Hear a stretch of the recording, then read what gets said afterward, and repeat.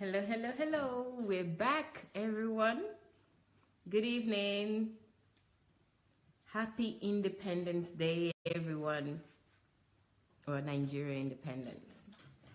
Hello, hello, hello. We are back. Stephen, hello, good evening. Thank you for joining. Rochelle White, how are you? Good evening. Thank you for joining. Thank you all, guys.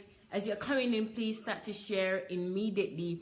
Benita, how are you? Temi, how are you? Good evening. Thank you for joining. Theophilus, welcome back. Thank you for joining this one. Thank you, thank you. Joyce, how are you? Good evening. Guys, we are going to continue what we started and ended about 20 minutes ago, but we are starting part 2 right now. Hi, Theophilus. Hello, Mary. Good evening. Hello, Mrs. Sharon K. How are you? Thank you for joining us. Who else have I missed? Shegun, good evening. Thank you. I've missed someone. Charles, how are you? Thank you for joining. Morphe, good evening. Thank you for joining. Bobo, good evening. Oluwatoyin, good evening. It's not the same program, so it's a 9 o'clock program, so you have to come back to me. I will be welcoming them. Okay, Yinka, good evening. Okay, I'm turning the camera now, so you get what you're used to here. Yeah, we need to explain to you what is different today and why. The difference is that, the reason why Mayowa started this is because it is, we had done a program before now, and the program we did before now was the 7 o'clock program. That's in Ukraine, the 5 o'clock program. And that 5 o'clock program was all about Nigeria's independence. So that's what we are continuing right now. It's too dark. We need to position the light better. And that other one is a little position. It's a bit better now. We need to pick, yeah, it's much better now. So anyway, what we are talking about is that we are talking about Nigerians' independence, and what has happened is that we had a program already 2 hours ago. We started, and it was a very, very engaging program and very beautiful program, very nice program. So, but we couldn't finish, and since it's Nigerians' independence, so this whole program is going to be about Nigerians' independence.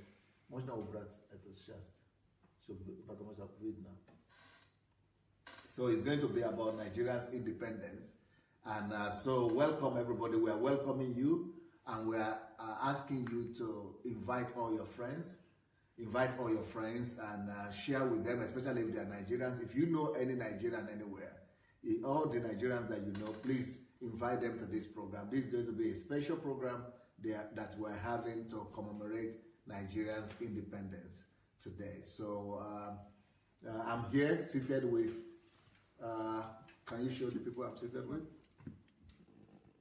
Hello, good evening everybody. Hello everyone. That's Dr. Victor and Dr. Anu. So we have 3 doctors sitting down here today. Great. Welcome. We are set for another, it's a continuation actually. Like if you were with us at 7 o'clock program, I'm sure you are ready for another session right now. It's the 57th anniversary of our dear country Nigeria. Many things to say, but I believe this is a platform where we're not just pointing accusing fingers on who is to blame and who is to be condemned, but we want to bring answers. We want to bring solutions. We don't want to just dwell on the problems, but we want to proffer solutions that would actually create the Nigeria that we dream of. The goal and the vision, the dream is to make Nigeria the greatest country in the world. And that's the reason why Dr. Sunday Adelaja has written the book about how Nigeria can become the greatest country in the world. And he didn't just write that book alone. He also wrote the book about how the Nigerian economy can overcome the American economy. And other books that actually are geared towards bringing Nigeria to that place where we all actually dream of. But this is not just talking about some theoretical stuff, but these are books that are highly practical in its essence. And the goal is that if every Nigerian will get a hold of this book, we believe that Nigeria will become that nation that we dream of. So you're welcome, and we're really in for a wonderful time. So invite your friends, tag people. You know, the deal is to tag at least 5 people, but today you can tag even more people, because 100 people. You can tag as many as possible. Tag everyone possible, because we want to talk about Nigeria, and we want to really voice out our beliefs, and not just our beliefs, but what our knowledge of as to what can actually produce the Nigeria that we actually dream of. So why not go ahead right now, share this video with someone, share with all of your Nigerian friends, Christians, Muslims, atheists, agnostics, wherever they're from. As long as they are Nigerians, well, I think this video would be of great help to them. So why not tag them, and let's get started, because it's going to be a wonderful time together. Yeah. You see, one of the reasons why you have to tag them now and share this message is because the problem has always been the narrative. The narrative has been the same for as long as you can remember it. Every November, every October, they say, oh, Nigeria shall be great again. We have, let us pray. So, you know, all those narratives, and they have not really changed anything. And if you are very conversant with books, you would have seen at least somewhere that it is stupidity to keep doing things the same way and expecting a different result. Sure. And so what we are trying to do today is to change the narrative. Yeah. And when we change the narrative, we change the ideals. When the ideals change, the values change. When the values change, the people change. And once people begin to change, individually, communities will begin to change. And when communities on their own begin to change, the state will change. And once state starts to function, then you will see that our nation will change. But it all boils down to narratives that have built value systems in us. And today you will be seeing, and you will really enjoy it. You will learn quite a lot. Your eyes will be open to so many things you've not seen. Yeah. Aspects, I mean, the ways you've not seen it. But let me tell you, let me warn you, this is going to be very dangerous. So get set. Get really very set. Some of your sensibilities might be annoyed. I mean, for some of you, sense of sensibilities. Yes, sense of sensibilities may be annoyed. For some of you may want to be closed. Try your best to be as open and receive what is. I mean, receive it, process it, listen. These are things that you probably have never heard, or has not been talked of in this way, or things that you've not majored on. You know, it's a very big sin to major on the minor and minor on the major. Yeah. It may be the major that you've been minoring on, but today it will be revealed to you in clearer terms. So tonight is going to be explosive. It's going to be dangerous. But here's what we want to do. We want to change the narrative. Yes, today we are already changing the narrative. And one of the things we are doing to change the narratives already is that we are saying, and what I'm saying is that normally, how do I know? I've been seeing this all over. What do people do during Nigerian independence? Everybody is people are celebrating, people are partying, people are having a good time, and just enjoying themselves. Say, oh, we're going to relax today, we are going to party today. And that's what a lot of people do on Independence Day. So by doing what we are doing, to prefer concrete solutions, practical solutions, that is already changing the narrative. Right. Then another thing that people do is that they go into discussions like this on television and just argue, and just everybody just abuse each other, and everybody just talk of kind of stuff. But we are focusing on alternatives, on bringing lasting solutions that, you know, we'll talk about the future of the country.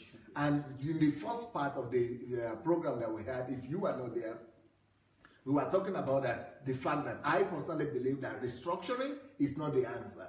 But we already made the case why restructuring is not the answer for Nigeria. Because restructuring will lead to war, restructuring will lead to conflict, it will lead to civil strife, it will lead to all kinds of things. But you don't need to go back to that right now, because we already made that point. So if you missed that part, please go back to Nigeria. I mean, go back to the first part. We had the first part of this. It's the same title.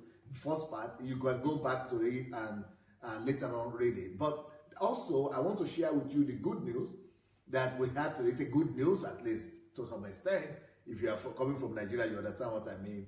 That right now, as we are here, maybe it's still going on, maybe it's finished, there is Independence Thanksgiving anniversary that is being done in Nigeria. So at the same time, when we were doing the first part of this video, the Nigerian society, the Nigerian government, all the previous presidents were present, and the vice president, and all the government of Nigeria present, and they were talking and discussing about, like, you know, giving Thanksgiving. They always do that Thanksgiving service or Thanksgiving meeting to celebrate Nigerians' independence. After the stadium, they come and do that. So today is Sunday, so they are all gathered there, and they invited one older gentleman, older clergy, to talk about today's Nigerians' independence. And that person was saying, so they said,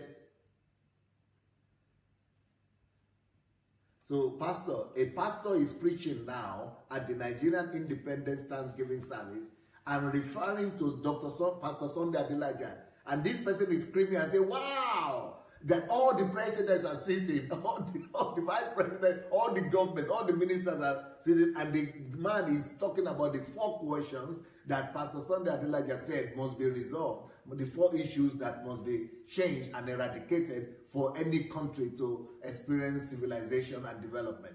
You know, you people probably know that, you know where that is coming from. That is coming from DSA's thoughts. And that's just one thought. I'm going to have that every week.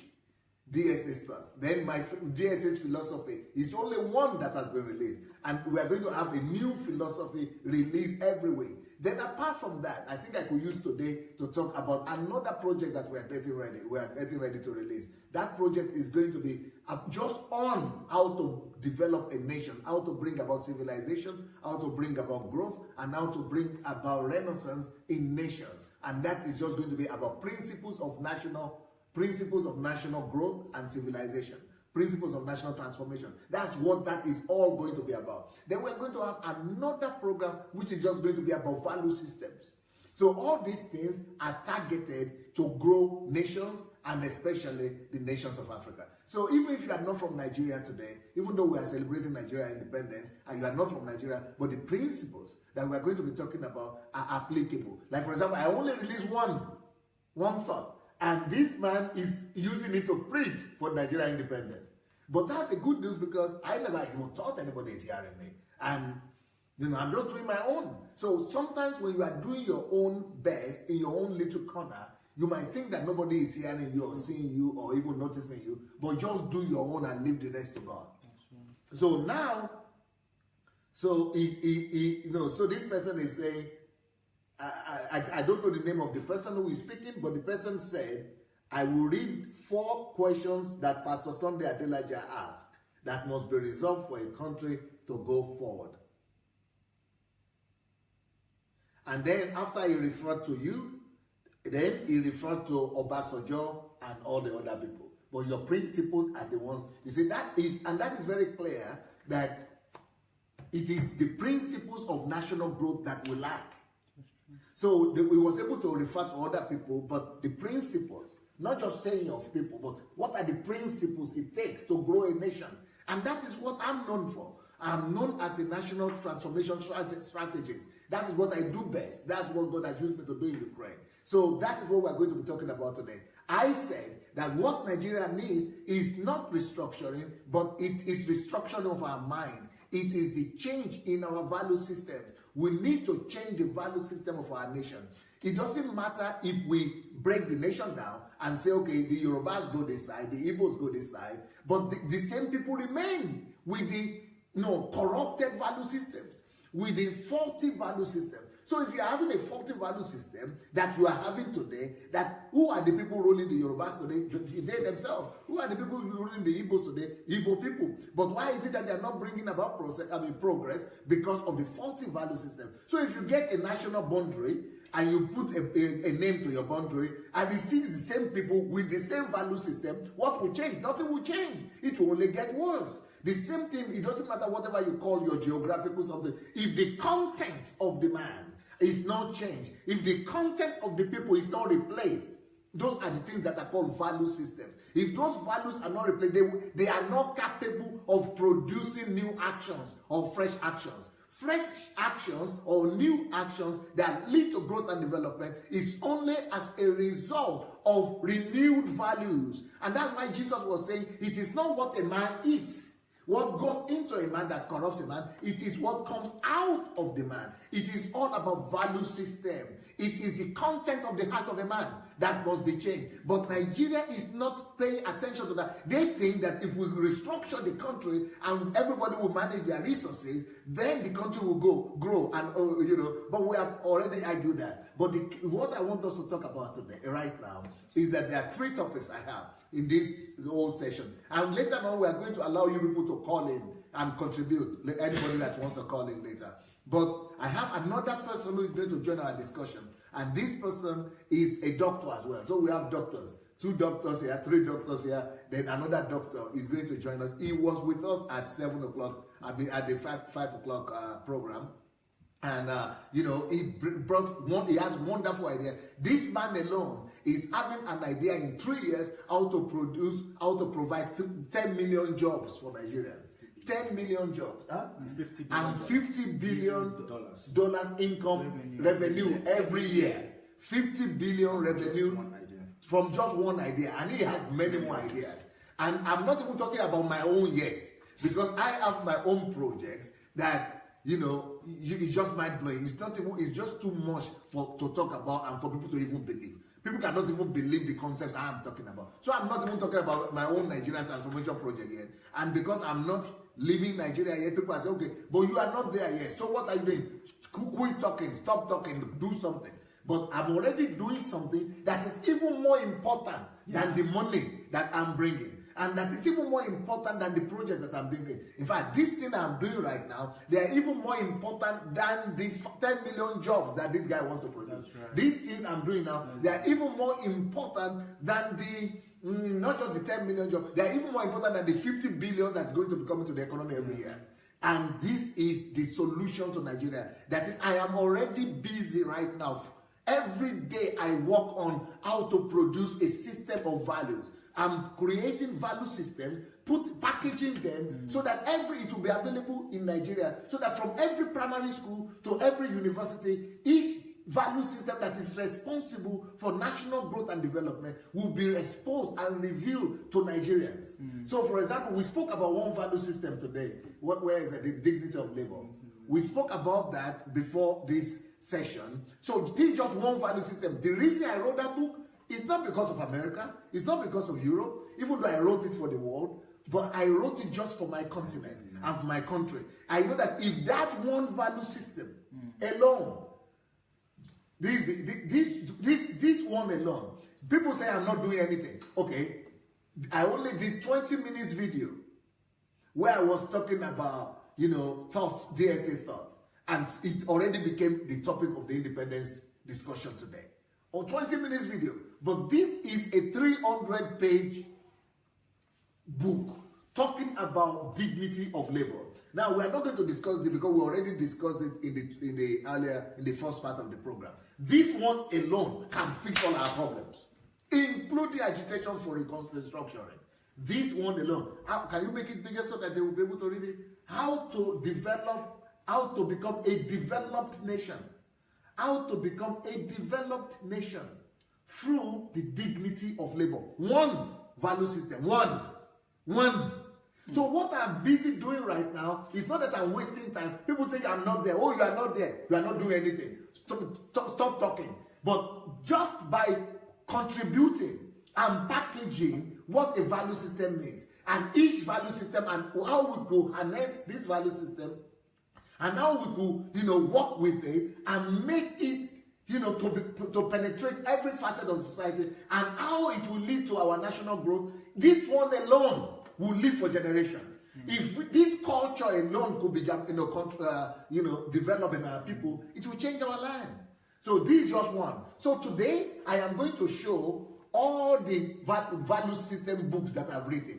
The books that will change, and each one of them can change Nigeria. But they are all based on value system, values. And that those ones, they are even more important than money. Now, let's go back to the 5 books.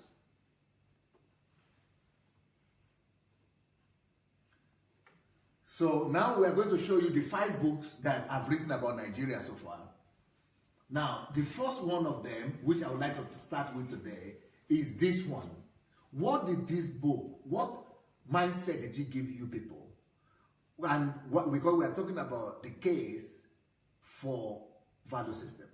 And everybody believes in Nigeria that our problem, number one problem, can we make that bigger a little so that I focus on it? Our number one problem is leadership. But after reading this book, what is your conclusion? And tell them why you now have that stance, or both of you, that value system is the way to go. Not restructuring, not be talking about one leader. We have bad leaders, we have bad leaders. But we've had good leaders. If you read that book, you will see that we've had good leaders. So what do people will say about that book alone? Because they think I've not contributed anything. What would that book alone do? From this book, Nigeria and the Leadership Question, there you even made it so explicit that how come since 1960 that we've not been lucky with just one good leader?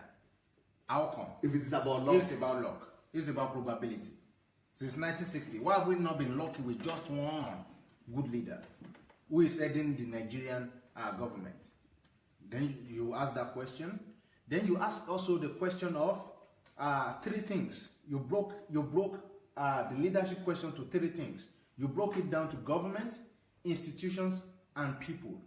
That was when you got to people. You said, hey, this is where the leadership question arises, the quality of the people, and this was where you emphasized on value system.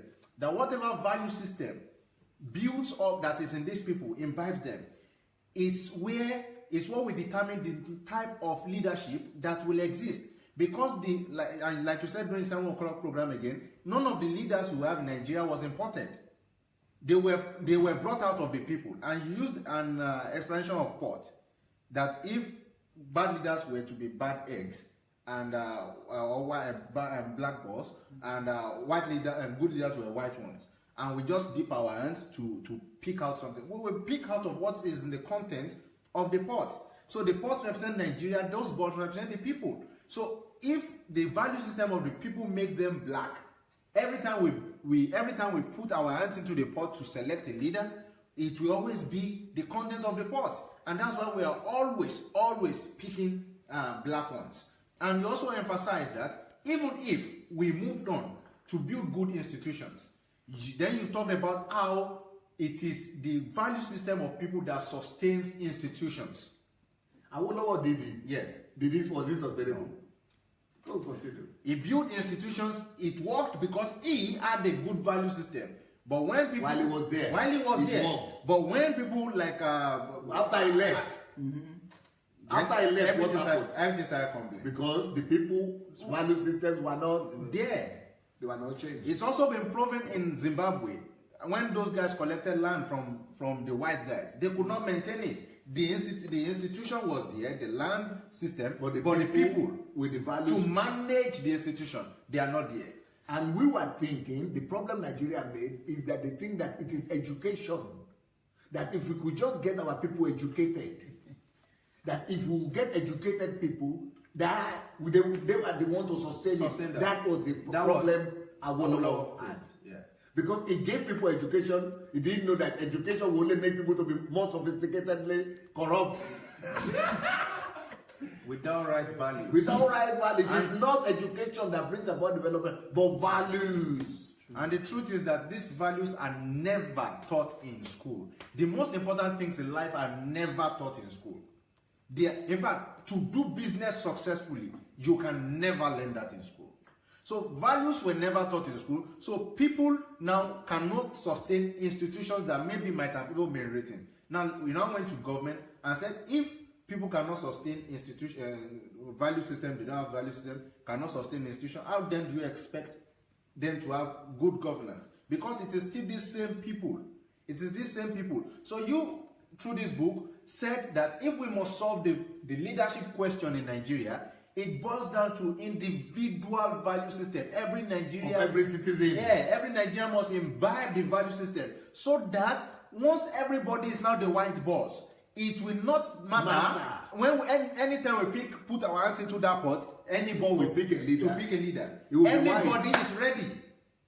And this value system is why Nigeria has always suffered from the plague of accidental So leadership. it doesn't matter. Are they Igbo Or Hausa? it It doesn't doesn't matter. Everybody have the same value The value system. So this book, Nigeria the Leadership Question, just comes to show us that with the right value system, everybody in Nigeria should be a leader. And there you talked about corruption, and you talked about how there's a difference between systemic corruption, government corruption, and individual corruption, which is everywhere. which is everywhere. That was where you also talked about the fact that, and it portrays and shows the system of Nigeria where the civil service is even more corrupt than the political class. And the civil service are made up of our parents. Ordinary people. Our parents. Our parents. People who are shouting that The people who are shouting that. governments are I went, sir, to pick up my mom's file after she died. I went back there 2 years after. And for them to just pick up my file, they are telling me they need money for Omo. What is Omo? Soap, detergents that they used to wash their hand. This is meant to be someone's job who is receiving salary for, but still wants to extort me. And when you complain to the one that is the boss, he say, that's how they are doing it here. And these are people's parents. And they are complaining that government is corrupt. But actually, Everybody is corrupt. who is government? What is government? Because when they mention government, what comes to the mind of an average Nigerian is Buhari. But Buhari is not government. Or the governor. Yeah, because government, why is government always in continuum? Because it is these parastatals, institutions, headed by your parents and my parents, that make up government. That's why permanent secretaries, directors, they are the government. But they are not even the most corrupt. The most corrupt are the ordinary Nigerians every day. We are going there. We are going there. So now we've done institution to know that it is even the ordinary one of us that are our parents that are in those institutions. Now let us go to the ones that are not now even in power. Do you know today, sir, and my listeners, that in Ukraine they had economic crisis, currency crisis. Now their money was depleted in 400%. I mean bold to tell you that before inflation rose to 100%, it took a space of 2 years. What I'm saying is that the things they were selling for 20 hryvnia before, it is now that is just reaching 40 hryvnia. Even though their currency had fallen from 8 4 times to 20 is 25.26 now. 4 times. Now try it in Nigeria. Increase petrol by 10 naira. Let's see how much. By how much? Transportation will increase. So for every 3% increase or problem with currency, there's a disproportionate inflation because of the corrupt mindset of the average Nigerian who wants to take advantage of situations, and that is a very unpatriotic move that is fueled and that's by why corruption. value systems must be changed. So what happened to you when you read the book? You know, Pastor, you said something earlier, and I've seen those comments by people saying that you should not talk because you're not on ground, and because they've not seen anything that you're doing. But for me, I believe strongly that the greatest project that can be done is in the minds of people. Because if you can really help the minds of people to grasp these value systems we're talking about, there's a Yoruba saying that says that the child that you don't train would sell the house that you built. And why did Yoruba make that adage? It is because they understand that building structures or doing peripheral things without training a mind would be futile, because that what would kill sustainability. But that is exactly this adage we had. But the problem with that adage is that we train people, we think we are thinking about education. So, okay, like a father, like Awolowo, built the western kind of part of Nigeria, But when the children rose up, they still sold that house and they depleted the whole region. But they were trained, they were educated. Yes. But it is not education that sustains the house that you have built or the nation that you have built. It is something else, which my country is not talking about, which is what? Value system. Value system. You know, talking about value system, that the lack of the right values has actually crippled the nation of Nigeria that we have today. You know, because reading this book, Nigeria and the Leadership Question, most Nigerians, we are so quick, we are so fast to cast the blame or to cast the stones on leaders, and I'm talking about governmental leaders, but not realizing that what we really need in Nigeria is for every citizen, for every individual to actually imbibe the right values. Because if every individual imbibe the right values, then we can be sure that if you're not functioning in the right values that we actually have collectively imbibed, I can easily confront you and tell you that this is not how we function. Because what we have in Nigeria is somebody is doing something bad. You recognize it's bad, but you cannot confront the person. No, you will ask for your own share. But you would not ask for your share because you say, so instead of, for example, you are doing something bad, and I recognize you're doing something bad, instead of me to correct you and to tell you that this is not the right value, what I now do is that, okay, since I am not the one doing it, but you are doing it, so how can I benefit from your wrongdoing? So it has now changed the nomenclature from commonwealth to national cake. Yeah, the reason why that mentality is because there is no correct value system. So, for example, even that pot that we are talking about, we have that pot, bring the big cup. Yes. Okay, let's say here in this cup is full of white substance and balls. There are balls inside. Yeah. Now, the ball, let's say it's full of black substance. So let's say there are 100 balls here, small balls. So because the substance that is inside there is black, every one of them that I will pick will be black. Because that is the content, that is the substance, that is the content of that's like a country. So this cup is a country. Yeah. A country with corrupt and compromised wrong value system. That's the blackness of it. Yeah. So you can only produce those kind of, for these 57 years we have been complaining that we don't have right leaders, because they are coming from this same content, from the same environment. Even if we are lucky enough to have the good ones that are coming, the environment, for example, somebody is elected in your area and is not stealing and is not doing the road, is not coming to, you say, this is a bad one, let's remove him. Because the corrupt value system of the nation will say, the other neighbor, when their son was put there in the government, he did this for them, but that is nepotism. But you are not doing anything for us, it means you are the one who is bad. So the whole bad population, the whole people with corrupt value system will always revolt against the good leader. True.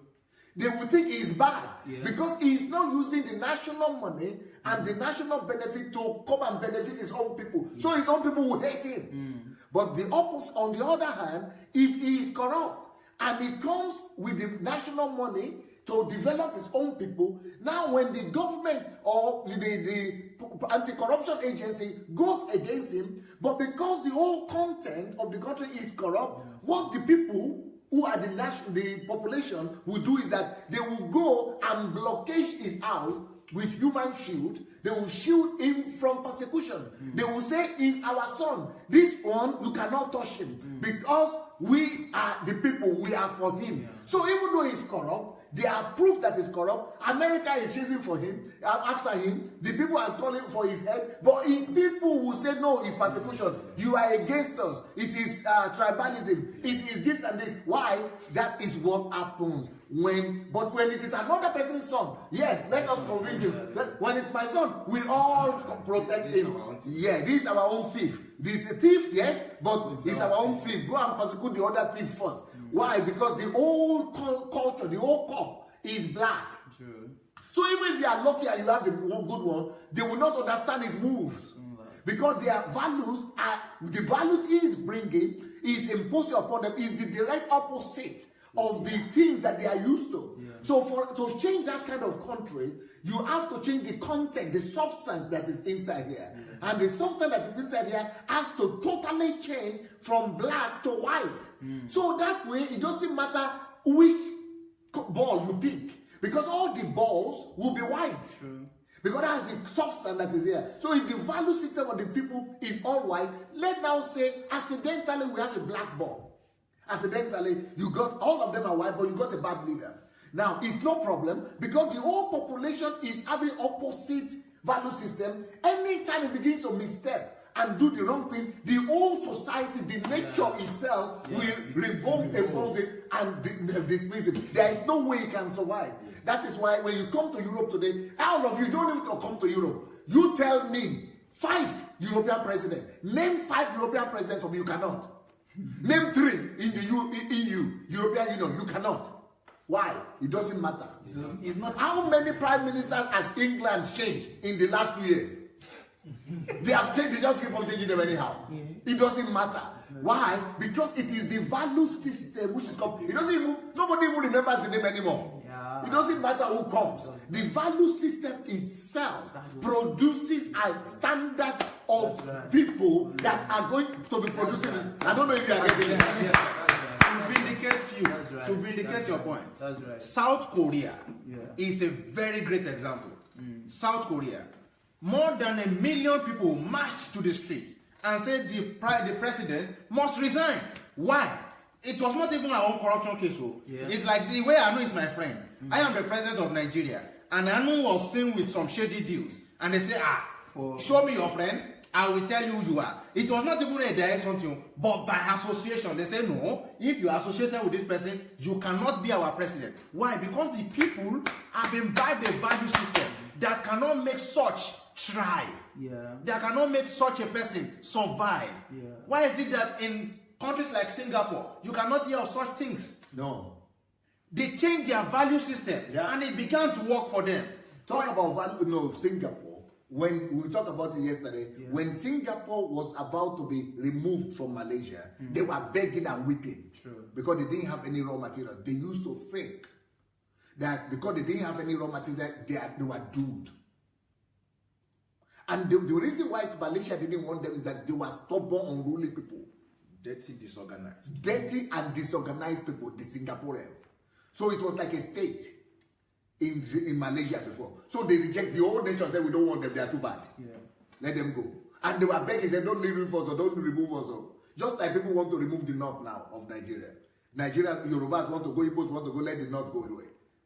But the problem is not. So Malaysia is the one that had all the raw materials. So we are thinking that they are going to suffocate that Singapore. The same thing Nigerians are thinking today. We are in the south. We are going to keep the oil. We are going to keep everything. Let's see how they are going to survive. But they didn't know that raw materials is one of the biggest evil that could happen to a nation. That's why America is the richest country in raw materials after Russia. Russia is the number 1. America is number 2. Congo is number 3. But Nigeria comes at like number 5 or number 10. But despite the fact that America has more raw materials than any country in the world, apart from Russia, number 2, they don't even touch their raw materials at all. You know why? Because they know that if they make the mistake of relying on raw materials, they will begin to digress. They will begin to go down because they will not develop the futuristic economy that is needed for development for the future. And one day, that raw material will finish. So, so what America now did is that they started developing industrial economy. And now they are developing the information economy, technology, and all that. Whereas right now, America has more oil than Nigeria. They have more oil than even Saudi Arabia, than Russia. They have more oil they have more raw materials than any other country. But they don't even touch them. Why? They are developing things that will last forever, not raw material that will not last for 2 days. But what we are now saying is that the South. So let's say Nigeria succeed in pushing away north, and that's what happened to Singapore. So when they were lost, they didn't know what to do. They removed them. They decide they got a leader. Thank God for that leader. Some people, Western people call him dictator. because he was not doing election 3 years, and he was there for 30 years. So they are saying a dictator. But the good thing about him is that he knew that he studied, and he knew that the only thing the only wealth that they can have is this is my own quote that I always say, but he got the same idea that a nation or a people becomes great not thanks to the greatness of its raw materials or of its wealth. A nation becomes great not by the greatness of by the virtue of its wealth. A nation becomes great not by the virtue of its wealth, but by the wealth of its virtues. Not by a nation becomes great, listen again, not by the virtue of its wealth, not by the virtue of its wealth, the raw materials, the natural resources. A nation becomes great, not by the virtues of its wealth, but by the wealth of its virtues. The country that becomes great must be wealthy in virtues. It doesn't become great by the virtue of its wealth, but by the wealth of the virtues. It is when a nation is rich and wealthy in virtues and values that those values elevate the nation, and the nation becomes great. But whenever a nation begins to rely on the virtue of its wealth, on its wealth, raw materials, the wealth will come to an end. And once the wealth comes to an end, when then you don't have value to sustain it, then you have a nation that is poor in values and virtues is entirely poor. It doesn't matter how much raw materials they have. That is what this man got. And started imposing discipline, and started legalizing values on the level of law. It started, for example, if you throw a trash down like this, just like paper like this in the street, it's $300. So by the time they began to collect $300, they had enough money to build a city.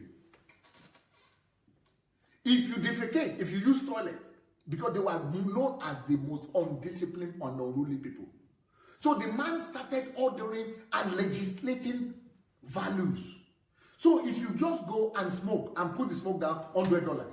The butt of the cigarette down, $100. So money started coming.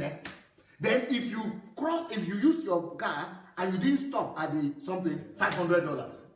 So if you cross the red light, not green, but when it's yellow or something, you pay $50. So, or you go to jail. In fact, anything so that's how money, they didn't have money, that's how money started coming. And now, the per capita income of that country is higher than America. Yes. What value system does. So later on, by the time you discover it, all the nations in Asia began to discover that, because if you steal, these squads, you go firing squad, or 20 years imprisonment. So nobody can steal. So by the time he did that for 15 years, the whole nations in the region and in the world discovered that is the country with the highest integrity level. So that same Malaysia, all the rich people there began to run away from there. They began to run away from Malaysia and began to go into, began to take all their money into Singapore. Why? Because in Malaysia, they know that they will be stolen. The money will be stolen in Malaysia, and the money will be stolen in Thailand, and the money will be stolen in the Philippines, and all those people started stealing all the money of their country and taking them to Singapore. Because they will be safe in Singapore, nobody will steal them. And all the most successful business people started running away from the rich countries and started moving to Singapore to ask for their citizenship. By the time you know it, Singapore has become the richest country in the environment, in the surrounding. Why?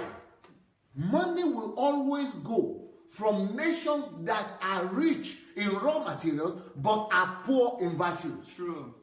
And the money will always transfer itself. It will always go from those nations into the nation that don't have any raw materials but are rich in virtues and values. That's right. So that is what happened in Singapore also, and that is what happened in Switzerland. Everybody that has money in this world is dreaming of taking that money to Swiss bank. Why? Because they know it is reputed. It is reputation. It is the value and the worth of honesty. The honesty itself is bringing more money than all the oil reserves in Africa to the country of Switzerland and to the country of Singapore as well. Why? Because money will always, value system attract more wealth, value system create more wealth than natural raw materials. So that's why I'm saying that Nigeria, that is the only thing we need to focus on. But unfortunately, nobody is talking about this. They are all talking about breaking the country into structures, restructuring it so that we'll manage our own resources. But today, the standard of living of Singapore is 4 times higher than the standard of living of the people who shake them away, that they don't have a future. The people who have all the raw materials, they are 4 times poorer than those other people. Why? Because all the riches from the wealthy Malaysia are dripping and going, to the place where the value system has been institutionalized. Wow. Just to build on, and Pastor, he has mentioned this thing before. Sonny Abacha stole a bulk of Nigeria's money, Billions, and could not keep it in Nigeria. Switzerland has no exact known natural resource, but it's one of the richest nations in the world. Because in Switzerland, if you drop your phone, they will be looking for you. Even if it's $1 million you put in a bag, they will be looking for you. So people are now taking stolen money to Switzerland because of the level of their integrity. So an African leader steals money in Africa. He knows that he cannot even put this money in charge. He cannot put his people in charge of this money because they will steal it from him too. So the Olegba syndrome. That means thief stole it, thief collected it. So they know, but they keep looking for nations with integrity, where they think that their money can be saved, where nobody will touch their money. They are looking for havens. At the end of the day, what makes a nation wealthy then? So a nation, therefore, becomes great not by the virtue of its natural resources, of all its wealth, but by the wealth of the virtues. And that is what that book is talking about here. Nigeria and the leadership question. Now, that's why today I want our focus to be mainly on values. So what are the value systems that I propose for Nigeria? I already showed you one, which is how to develop a nation through dignity of labor. Again, you want to make a short point about dignity of labor. How can dignity of labor alone develop Nigeria? You see, talking about dignity of labor, show the book. Yeah. Dignity of labor, it emphasizes that for every labor, for every work, no matter how every work is prestigious. It's prestigious. Not just doctor, not engineer, just doctor, lawyer at all. Not just doctor, not just engineer, not just the white collar jobs. Green. Every color actually is prestigious. There's a quote that says that let the person that sweeps the floor sweep like Michelangelo painted the picture. What is the idea? The idea is that in whatever job, whatever place you find yourself, you do it and you do it with all of your heart. You're so diligent, and people around also must respect you for what you're doing in such a way that you would be proud doing what you're doing, and you will do it with all of your strength, and it will even help your innovative mind. Because one thing that kills innovation is that there is no dignity of labor. They're not appreciated. But if the person is sweeping, the person that sweeps your compound is respected. So when somebody said, I'm not on ground, I'm not doing anything, what will you say, knowing about this book that I've written? The person is totally oblivious to the truth. The person doesn't know that this is actually the main deal. Not just even coming to not even start anything. If if this is imbibed in our code, in our system, in our DNA, From primary school to university. Just this week, I saw the story of a woman who has 7 children, and what she does is she roasts yam. They call it dundu and boli. She roasts yam, and she was saying, from this my business, I have trained 5 of my 7 children through university.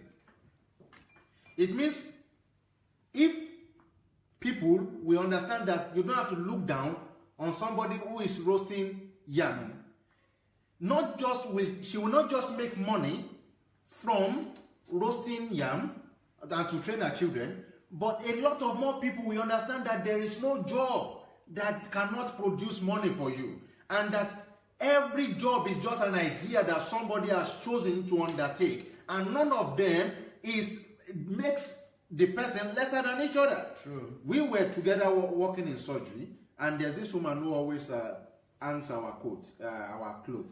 You see how the doctors respect her, even though she is not a doctor, she's not even learned. But that place is seen as a department. Yeah. And so now she's working because she's not feeling like she's under anybody. She's not feeling like somebody is going to insult her, somebody is going to look down on her. Now she will keep doing that until she discovers something greater. And that is how nations grow. Because somebody is thinking of taking this opportunity till he finds the next one. Taking this opportunity till he finds the next one. Taking this opportunity till he finds the next one. But we have not imbibed this. And that's why we keep talking about unemployment. If only recycling is what people will be doing in Nigeria. If it is only to clear the gutter, and they will do it with all due diligence. Yeah. If it's only to be planting flowers, and they will do it with all due diligence. If it's only to be planting cashew tree, and they will do it with all due diligence, I think our nation will be growing. You know, productivity, the level of productivity of a nation is dependent only on this values. The level, the level of productivity in any sector, it is dependent on this, the dignity of labor, such that everyone, wherever you are, whatever you're doing, you know that what you're doing, no matter how small it may look like, is adding something. People will ask, how do we make it happen then? It's very easy. People don't believe what is true. And it doesn't matter how much true we talk. People don't believe it. We have to build a system around the truth. That's why somebody was saying earlier on that it's easier to say than to do. But I've done it. I know how to build a system around this. What we have to do is that we must make sure that we inform all our parastatals, all our ministries, all our agencies, that every textbook must carry this subject. Everybody, you cannot go through any class. Yeah. So if you go to primary 1, you are meeting dignity of labor. Primary 2, dignity of labor. Primary 3, in one form or the other. You are studying mathematics, you are meeting dignity of labor. You are studying science, you are meeting dignity of labor. You are studying art, you are meeting dignity of labor. You are studying anything you are studying, then that is just through school system. But then the movie industry, the Nollywood, everything they do is dignity of labor. Everywhere you go, in homes, then you talk to the pastors. Instead of just talking about miracles, and getting something for nothing, you tell them to emphasize it. You just need to organize the country and tell everybody that everything we do, we arrange our activities around value system. True. Before you know it, it has consumed like wildfire the whole country. And then if it is put there in the structure of the nation, that's how a nation is changed in one generation. True. And these things it has destroyed productivity, as you have said, because every parent is pushing that child who actually needs to be in a blue-collar job. That is his passion. That is what he loves to do. That's where he can be creative. That's where he can be innovative. That's where he can, like Jacob, build ships and eggs in an innovative way. Cultivate in an innovative way. Plant in the same year and reap 100-fold in an innovative way. But the parents, because they do not have this value, are pushing them to study things like medicine. And so much in my life, as a medical student, I have seen that more than 60% of those who were my colleagues never wanted to study medicine, or at least got to medicine to discover that it was never for them. 60%. 60%. Sometimes I won't As be an 8-year-old guy, sir, as an 8-year-old boy, I've always wanted to be a psychiatrist. So when people say, why are you a psychiatrist? I say, I'm just fulfilling the wish of the 8-year-old me. But when I got to medicine, I now discovered how useless I would have been if I was just going for body medicine. It never caught my fancy. It never pushed me one day. Anhedonia, lack of finding pleasure in what otherwise should be pleasurable. And when people are doing what is not what they want to do, they will never do more than. In your book, Money Will Not Make You Rich, you were saying people should give service more than what they are paid for. Yeah. But how can someone give service more than what if he doesn't find pleasure in doing what he's doing? And it's not respected, because that's the idea. He's not respected. He's not dignified. And he's not giving his Yes, giving so his he space. cannot go to where he should be because there's no dignity to it. Yeah. In Nigeria today, if you are not a doctor, you are not an engineer, you are not a banker, you are not a lawyer, then who are you? But we in Nigeria are expecting that can you change the next thing? That will come automatically. But it doesn't come automatically. We must, institutionally, we must institutionalize this thing. No, the next set of books. We must institutionalize by intentionally inculcating the values. Now we are going to, so what I've been doing, people think I'm not doing anything in Ukraine. But what I've been doing is that I've been busy introducing and writing books in a structured way. At least there will be material. At least by the time I begin to propose something, there is something I could refer them to. This is it. Just take this alone and apply it. But when there is nothing to refer to, that's what I'm doing right now. So my time here, because by the time I get to Nigeria, I might not have time to be writing all these books. But these are principles that have been packaged. Now there will be something that we could follow. There are other value systems that will lead to productivity and lead to growth and lead to greatness in Nigeria. For example, this book here, The Nigerian Economy, The Way Forward, is how Nigeria could become the top country in the world without oil. These are ideas of how Nigeria economy can just become the top economy, the top 10 economy in the world without oil. But that is a book. It is already there. Now, how many of you read this book? Yeah. What would make you read? Yeah. What about if this book is put into every school, into every business, every industry? Will people be looking for jobs? Will we have the unemployment level that we have? You talk, I will not talk. I will talk on one aspect, and I will not talk. Anu will talk on the other. From this book, you gave a whole different idea to why money must be looked for. Because now, when I'm reading this book and I'm trying to make money, it's not for egocentrism. So I'm making money to provide opportunity for the next person. The purpose of wealth. Yeah, you emphasized it.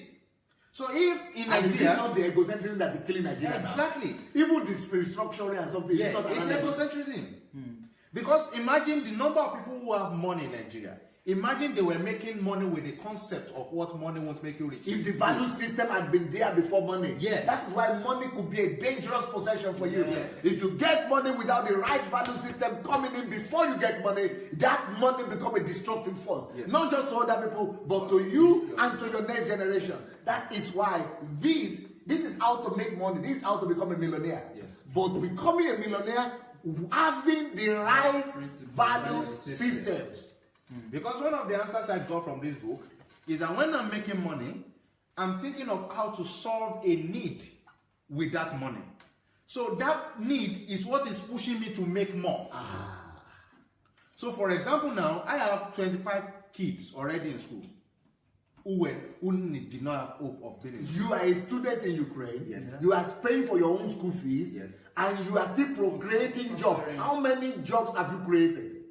Right now, just right now, at least 45 people are benefiting. 45 people are benefiting, and then you are still giving scholarship to how many people? 25 already, and we are still moving more. Being a student, yeah, because of principles, true, value system. Yes. What about if every student like that? not even in Nigeria, but every student abroad. I've read this book, I've imbibed those value systems, and everybody is creating jobs for 20 more people. Yes. And everybody is sponsoring another 25 people. Everyone. We would have just moved, and that is where we are saying don't wait for government, and this is the value system of it is people who create wealth for the nation. True. Because just from this, I am now thinking every moment I'm trying to make money is already been partitioned into parts. And who knows? Because there's a fund I already have that any money coming from this thing that I've done is going to this one. So if we are just making money with that value system, imagine the number of people with billions in Nigeria who are not doing anything with it. It's their money. Imagine how much they would have been able to create. And I wrote these things in an article. Why do we send our children to school? The idea is that we want to live a better world. But we invest in our children, forgetting that the other ones who we are neglecting are going to be a part of the better world that we think in our mind that we are leaving behind. So it means that child that I'm ignoring, if I'm not paying for institution, when my own child is growing up, he will now be the bandit. To come, the menace. But if I had invested in him with the value system, my children will be safe and the world will be better. Yeah. Now, people say I'm not doing anything, just being abroad, just talking English. What about this book? You've read it. Yes, What did you get, and what could they have contributed to Nigerian society in Nigerian education system? You know, from primary school to university. You know, the drive of people. This book made me realize that we are chasing the wrong thing, shadows. Why? Because when we make money the end in itself, that is the reason why that we'll see Nigerians keeping millions of naira, billions of dollars in a room. Because money is the end. Because money is the end. That is why EFCC right now and the whole whistle-blowing policy is because of the lack of the right values that about money that won't make you rich has made these politicians get the money. But then there is no intention, there is no purpose. That's why it leads to corruption. That's why there's corruption. No value system. No value system. That is not money. Money doesn't make you Money rich. doesn't make you rich. Then you just corrupt. You just They just want to just get the money, and then you get the money, keep the money in a room, and the money is useless. But money is a means to achieve a purpose. I got that from this book. That money is not just, money is a tool in such a way that if you can get money, you begin to meet needs with money. You begin to solve problems with money. So you're not just aiming to get money and to increase your bank account, because that's what an average person Live wants. big. And live big, have jets, live in a mansion. No, even churches, you go. that's what's happening in churches. All of our prayers right now, the miracles, everything is for you to get money. They don't have the values. No right values. Even churches. Yes, that's what is happening right now. that's why we're having richest churches now. We have a lot of rich churches, but there is no impact, even with the wealth of these churches. But one thing again I got from this book, Money Won't Make You Rich, is that it reveals to anyone that opens this book the difference between wealth and riches and money. Why? Because many people are chasing what is outside, neglecting what they have inside. Many people are looking for money in the wrong places. People have not come to realize the difference between wealth and riches. One is a source, the other is a resource. One is where it is, money is gotten from wealth. Riches is a product of wealth. And God has so benevolent to deal to everyone what the wealth is. And so rather than chasing money, if you can begin to discover the wealth that you have, and one of the greatest wealth is value system. So that's what you got from this book. What can they do to Nigeria if from primary school to university? If every child from primary school is taught these principles and these values from this book, Money Won't Make You Rich, sir, the whole idea of education will be transformed, because formal education is training people on how to work for Uncle Sam. How to work for money. How to work for money. That is the idea. They are training you to get into the system. They are training you to become the best doctor that will work for someone. And so, everyone wants to just become, that's the idea between the white collar job. And that's what we're talking about, the dignity of labor. And this is just one value But this system. is just one value system. What about this value system here? No one is better than you. Let this one be everywhere. God. This will just cripple the whole idea of competition. And one thing about competition. What about breaking the country? And exactly. Why is the Igbos trying to come? The Biafrans want to go because they think they are better. They are superior. Even the Yorubas, why do they want to go? They think they are superior. Yeah. No one is better than you. Because, the idea that's what I'm talking about restructuring. This sect of people, they believe that based on what they read in history, Awolowo did something for us. And he has made us believe that the Yoruba race is superior than the Hausas, than the Igbos. So we want to have our own class. So to make us feel like we are more superior to another person. But that's a big lie. It's a lie. That's a big deception. What about if every Nigerian will read this book? Or every school system? That no one is better than you. You begin to value yourself in a whole different. You begin to see yourself. You think our children will be dying in the Mediterranean Sea? No. Trying to make it to somewhere. To travel to another country. thinking that where they are going to is greener. What about the carrying the drugs and being in prison? And being in prison in Thailand. They won't be doing that because no one is better than you. Will show you. It will reveal to you your own true identity, your inherent ability. And then you will begin to see that you are better off in your country where all resources and you can do everything. And you can do everything just here. Now, it took me to come to Europe and give an idea in my former university that produced something that has not produced, that they've never received in 37 years. They've done that conference for, I think it was the 81st or 87th conference, 85th in Crimea.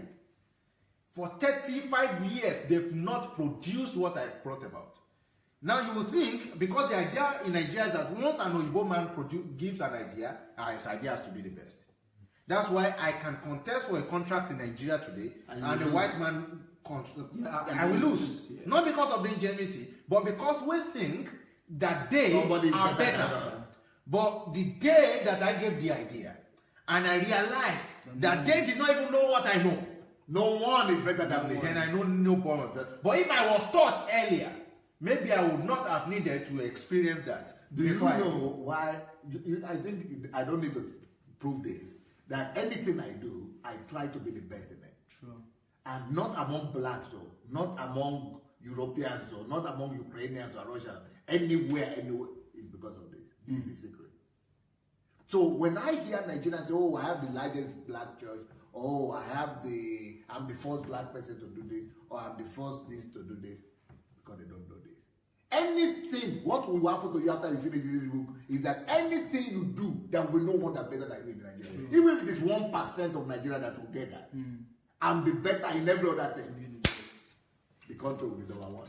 And this thing, anyone who listens to you knows you well would have seen it as a value system in you. Because there was a time I was even listening to the principles we were bringing out from Genesis chapter 1. And I proceeded there. To do everything in a way that nobody else will come back and do it and it will be better. Yeah. The pastor says it like this. He says, when he wants to do something, he does it in a way that no one in the past has done it.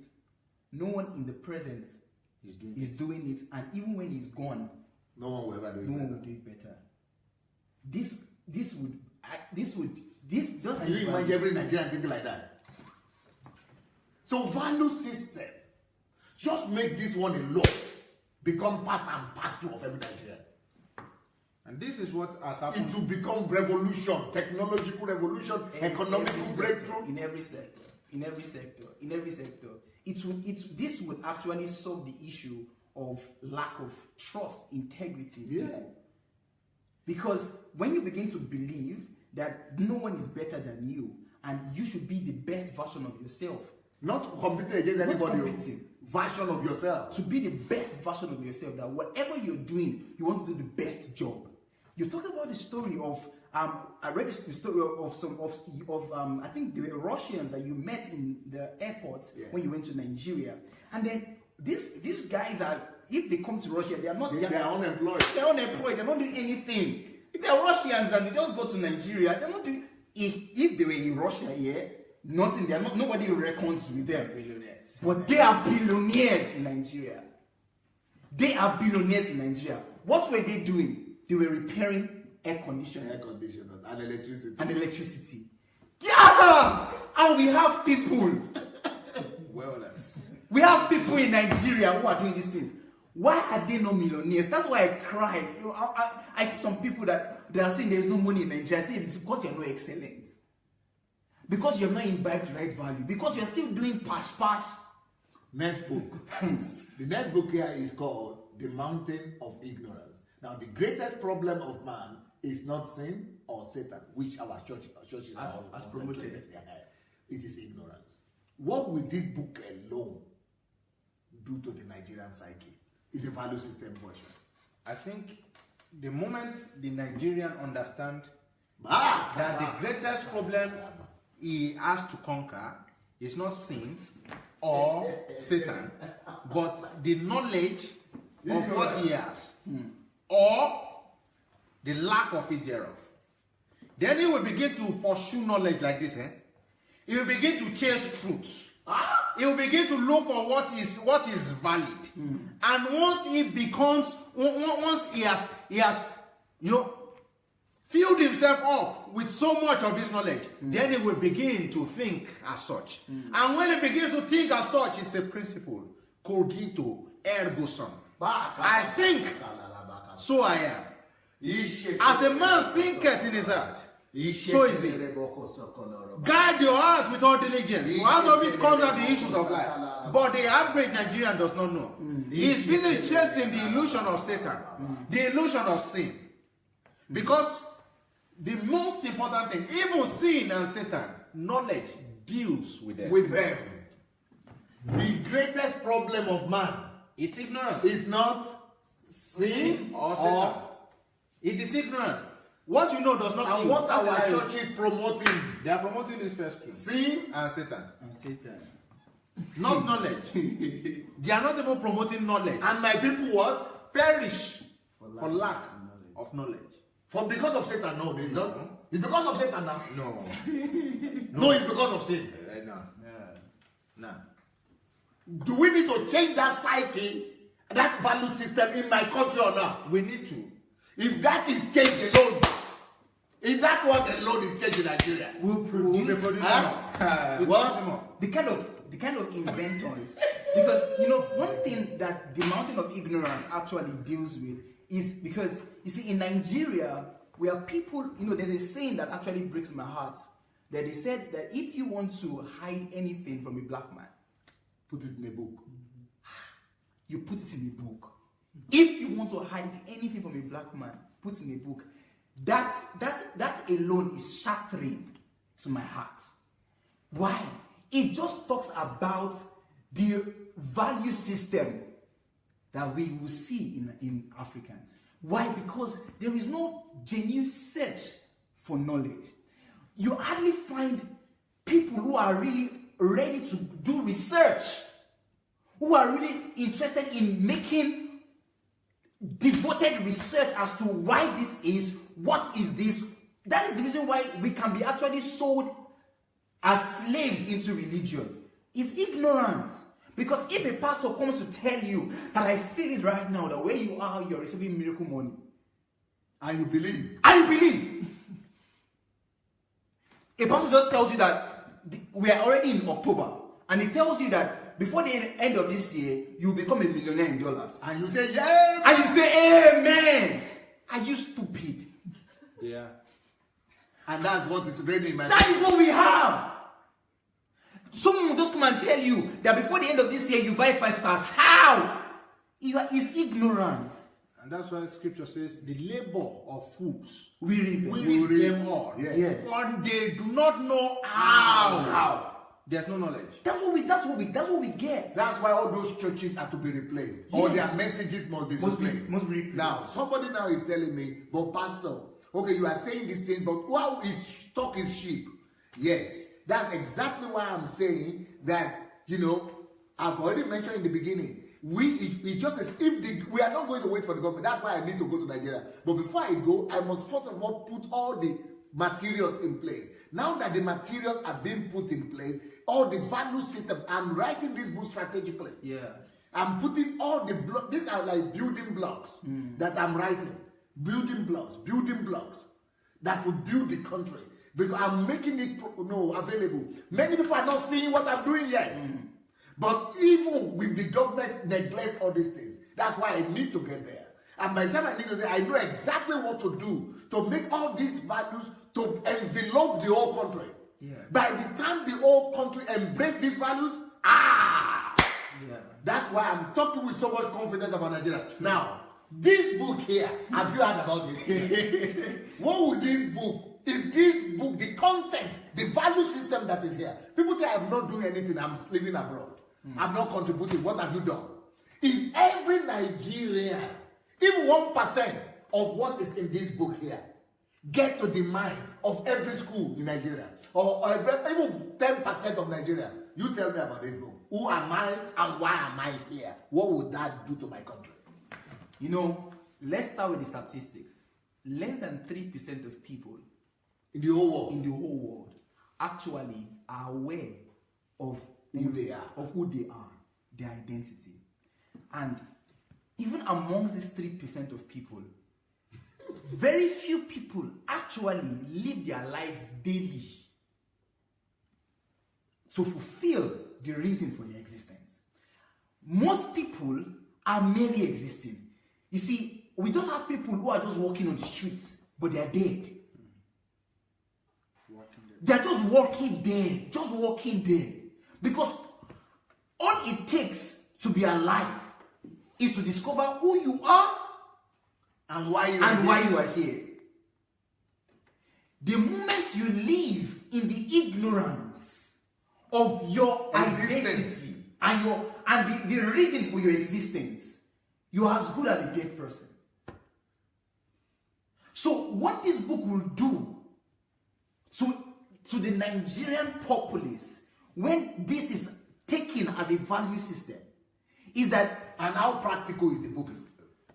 What I love about this book is that in each of those chapters, there are practical steps, practical questions to answer. You can't read this book. Read it though. You can't read this book. No. You can't read this book. Let me share a testimony. And you can't read this book and not discover your purpose. You cannot read this book and your life is not on fire. So live every day of your life feeling purpose. You can't read this book. You said you have a testimony. You see, I've been in Ukraine. I was in Ukraine for close to 5 years. And I believed a lie that I can't do anything in Ukraine. Because there are no employments. There's no employments. No language. There's no language. Like they speak Russian. So I can't make I can't make money. But listen, when I discovered, after I read this book, and then I discovered my purpose. And what this book will do is that it will help you discover your purpose, help you discover your potentials and your gifts, and it will help you on how to harness it. And why you can actually be who you've been created to do. So, in a month, I converted the knowledge of who I am and why I've been here, and I produced something with it. In a month, I just worked with some people, just 15, 16 people for 10 hours in a month, and I made close to $700. So, in Ukraine, I just worked with people for 10 hours. 10 hours. I discovered who I was, who I am. I discovered my purpose, and I galvanized myself. I produced everything into a product. And I said it to just 16 people. I didn't even go wide. I didn't even go wide. I didn't even announce it. Just 16 people, I told them that, listen, I have an answer to your problem. And I have it in a product. I worked. So what is now happening to all the army of graduates in Nigeria? You are still a student and you are doing this. Still a student. So what will happen to Nigeria universities? You see, when people graduate, I don't want graduates, undergraduates, because the issue even students, secondary school students. Hey. So when people say there is no money in Nigeria and they cannot make money, I'm like, what is wrong with you? You are focusing on the wrong thing. One thing, values. It's not money you are meant to look for. It's values. As a matter of fact, sir, this money I made, I was not even looking for money, because I wasn't looking for money because even if I'm meant to, if it's based on the value I offered, say I'm mentioning 700, it's too small. But I discovered that the whole idea from this book is that you're here on an assignment. See, listen. I tell people that you didn't show up on earth by happenstance. You didn't come on earth by mistake. There is a reason for you being here on earth. As a matter of fact, God actually packaged you. He custom made you to be an answer to some problems here. As a matter of fact, you showed up as a solution to a problem. So listen, you are the answer to the cries of some people somewhere around you.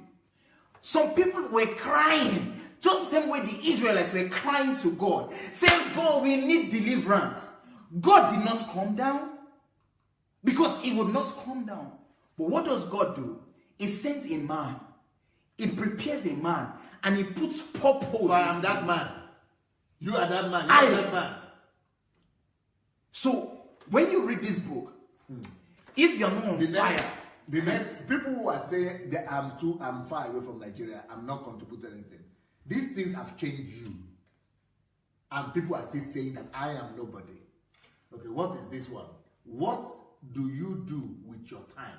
How do I live my life? You tell them about my life and your life. What do you do? What is happening? If this book alone, from this book, it explains time as the greatest wealth ever.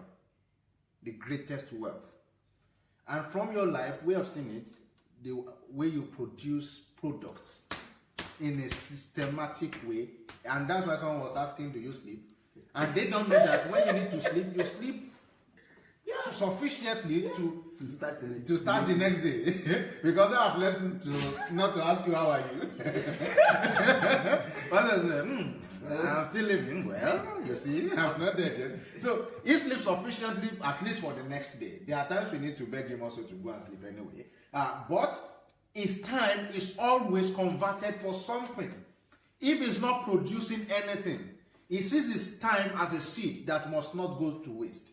So he has seen that his time can produce wealth. Every hour of the day. Every hour of the day. And he places premium on them. Demand. And let me tell you, you will think that of everything that he is doing, that what he places his time, what he values most is even things. And I promise you that what he values most is people. Is people. He has done the calculation for me in a book before, and I've read it. And he has said, my time makes so and so dollars in thousands for 1 hour. He says, but I would rather spend 5 hours of this than to make the same amount that will buy me luxurious cars in that time I'm spending with people. That means he even sees the wealth in people more than just things. So it means that for everything pastor does, for everything DSA does, it is because it is what is time. And so he sees time as a currency and he expends it in the right way, converting it. And now how have you started maximizing time? So for me now, before I do anything, what I'm looking at, is it worth my time? And I don't go to anywhere. How many things you are doing at the same time, being a student? No. Now, I'm working on literary. No, I'm a student. Yeah. Okay, I'm a student doctor. Yeah. At the same time, I'm working on literary publications. At the same time, I'm building structures of national transformation in Nigeria that is already on ground.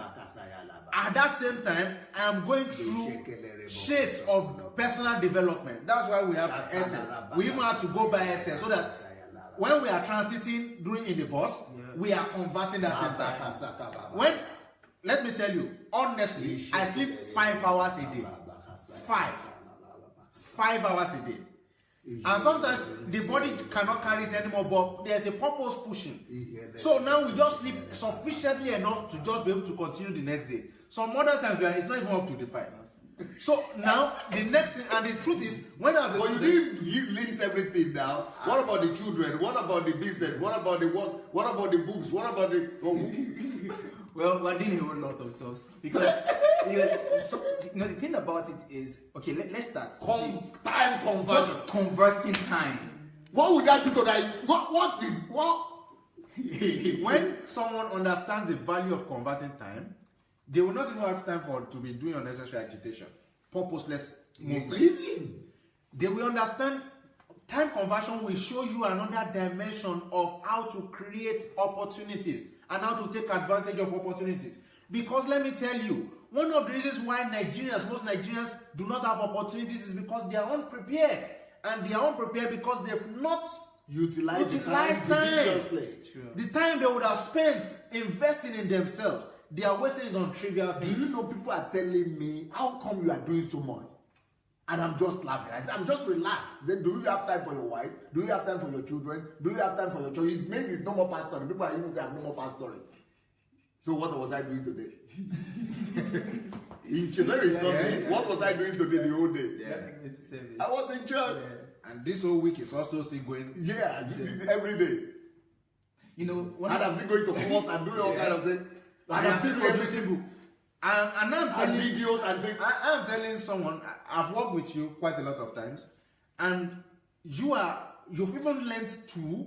One of the things I've also seen is how you can do so many things at the same time and not lose attention. He will be reading to pastor and he's doing something else, and you think you want to have, he will say, no. Come back. Go back. You got lost.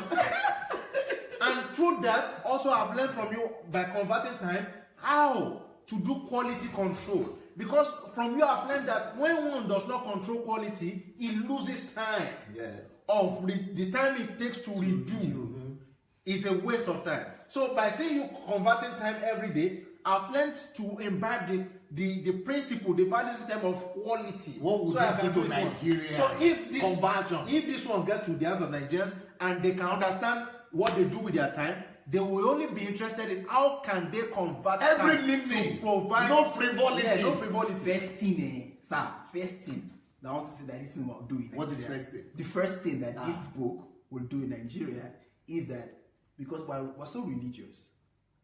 It will cut our time in church. It will cut all of our wasted time in church. It's going to cut it. Exactly. Why? Because if you begin to realize what you can produce in an hour of your time, and do you know in Nigeria people travel 2 hours to church when they can do it at home. People travel 2 hours to church and then they come back another 2 hours back, and then they spend 3 hours in church on they will have made what they could have created with that time. So someone was asking me, why are you not in church? I said because I've looked at what I will gain in church and what I can do by myself. And I said, I'm sorry, maybe church may be for babes this time around, but I am no longer in that cycle. So when I've placed it on purpose now, I cannot be there. And it's not that I'm backsliding. I'm not backsliding. I'm doing more. Because, for example, sir, the pastor is saying things that even 6 years ago I was not saying it. And you are saying, "Oh, deep." What do you mean? How can you be preaching grace and you are saying deep? What do you mean by deep? So is preaching faith. You say deep. What do you mean by deep? What do you mean? So I cannot spend my time listening to all those things again. So now when I know that's what I'm going to get, I would rather not go. Now, if there is a day that, oh, I'm now so tired from home, I just want to go and relax. So I can now say, oh, go. And because many of those things will be funny, you just be there laughing. But there's still not even time to do that. Nigeria needs to embrace this value. Yeah. So these are value systems. And you are saying I'm not contributing anything to Nigeria? By the time Nigeria discovers, now this is the next one. Problems, your shortcut to prominence. How many problems do we have in Nigeria? And what are we doing with We are problems? praying them away. This big one here. Problems. This book here. This problems. This one here. This one. This book here. This book would render many of those religious bodies useless. And I make bold to say this.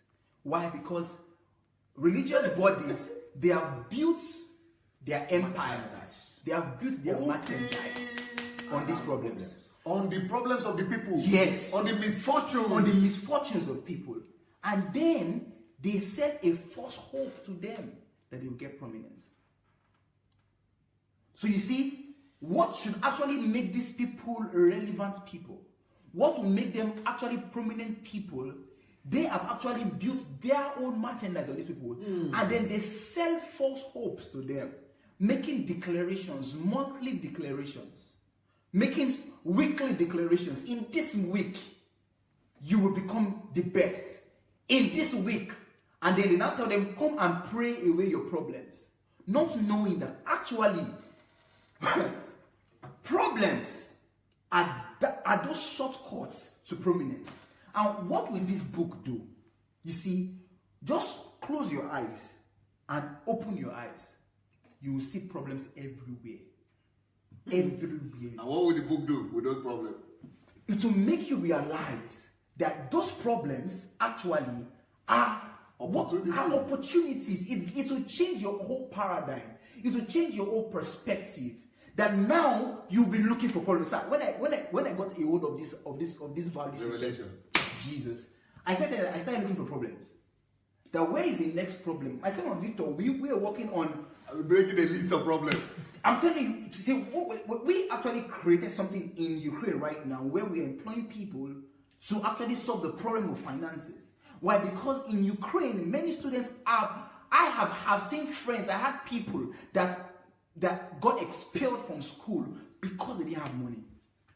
So we discovered that money was a huge problem in Ukraine. People are not getting money. We have suffered from it ourselves. And we have suffered from it. We just out of school sometimes because we didn't have money. You should tell them how you prayed 4 months. Exactly. I was waiting for 4 months due to ignorance.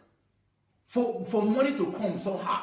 So you know the thing we are talking about? We have suffered from lack of money too. And we know until these values came. And what happened when you work for just 1 month? Just 1 month. The money would never have gotten in the 4 months he was praying by solving a problem of somebody. 1 month. Just 1 month. He resolved all the things you were praying for 1 month. Yes. And that same time, did you lose time? What were you doing with the time before? Hey, Lord. You see, we are suffering. The whole Nigeria is suffering. They are complaining of lack of money. But money is in the problem. Is here. And people don't even know it. In the problem. That the more problem, the more money. I'm telling you. And they don't know. And God himself institutionalized problems. Yes. He institutionalized problems. Because how do you want to tell me that God did not create fear for us? How do you want to tell me that God in creating a perfect world, did not create cars? So he allowed man to walk till he was tired. And man told, airplane. Hey, I'm tired of walking. He created car first. He knew that man needed to eat. He didn't create food for this man. He just placed. So the problem of food arose. The problem of transportation arose. The problem of clothing arose. Every problem arose and people are solving it. And inventions that we have in today's world. Thanks to problem. Someone saw one day that after graduating, people lose contact. And they said, before people graduate, I want to create something in this university called Facebook. And they solved the problem of a university. And today, that problem that was solved for a local situation is a global phenomenon. I'm talking about Facebook. And it's very prominent now. Yes. Problems, your shortcut To prominence. Okay, let's go to the next list.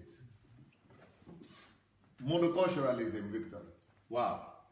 What would this book do to my country? If they get hold of this book, all this agitation will stop. Why? Because the danger of monoculturalism is what people do not know, and they are still looking for schisms. The thing that is killing people is what we are looking for. Yes. We are seeking after it. Even countries that are wise in the world, That were monoculture. they are looking for diversification. Take every divergent people away from America today. In less America than is 2 finished. minutes, it will collapse. No, That's why they have this visa called A1, B2 also. Yes. The people that are in charge of the American economy are the people that are not even natives. So nations in the world, they know that monoculturalism is a catastrophe. But why is it that we now want it for ourselves? That's what we want. So if Because they have not read Yes. this book, they don't know Yes. the value system. Yes. That same danger of monoculturalism is why we begin to exalt ourselves above other people and want to kill people that are not like us. And that's why probably the outside is looking for the Igbo and the Igbo is looking for the outside. Monoculturalism. But indeed, the world has moved past this. The world has moved past, and if this book in itself, You know, one thing about this book is that it will bring to light the value and the wealth of accepting people for who they are, and Every culture, every race. and to see what actually comes as a benefit by having different people who have different backgrounds and different ideas. So because when we begin to think mono, and we're just thinking about ourselves, just our identity. Where's the diversity that comes with it? We don't begin to appreciate the gift in other people. and there's nothing called unity if there is no diversity. Because there will be nothing to indeed unite At all.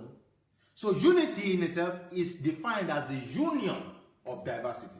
So you see this as an answer to our country. Yes. We should just give all these Biafran It should be agitators. Or Yoruba who want to say Oduduwa. Yeah. And the one that wants to now get the complete dose should now get this. This.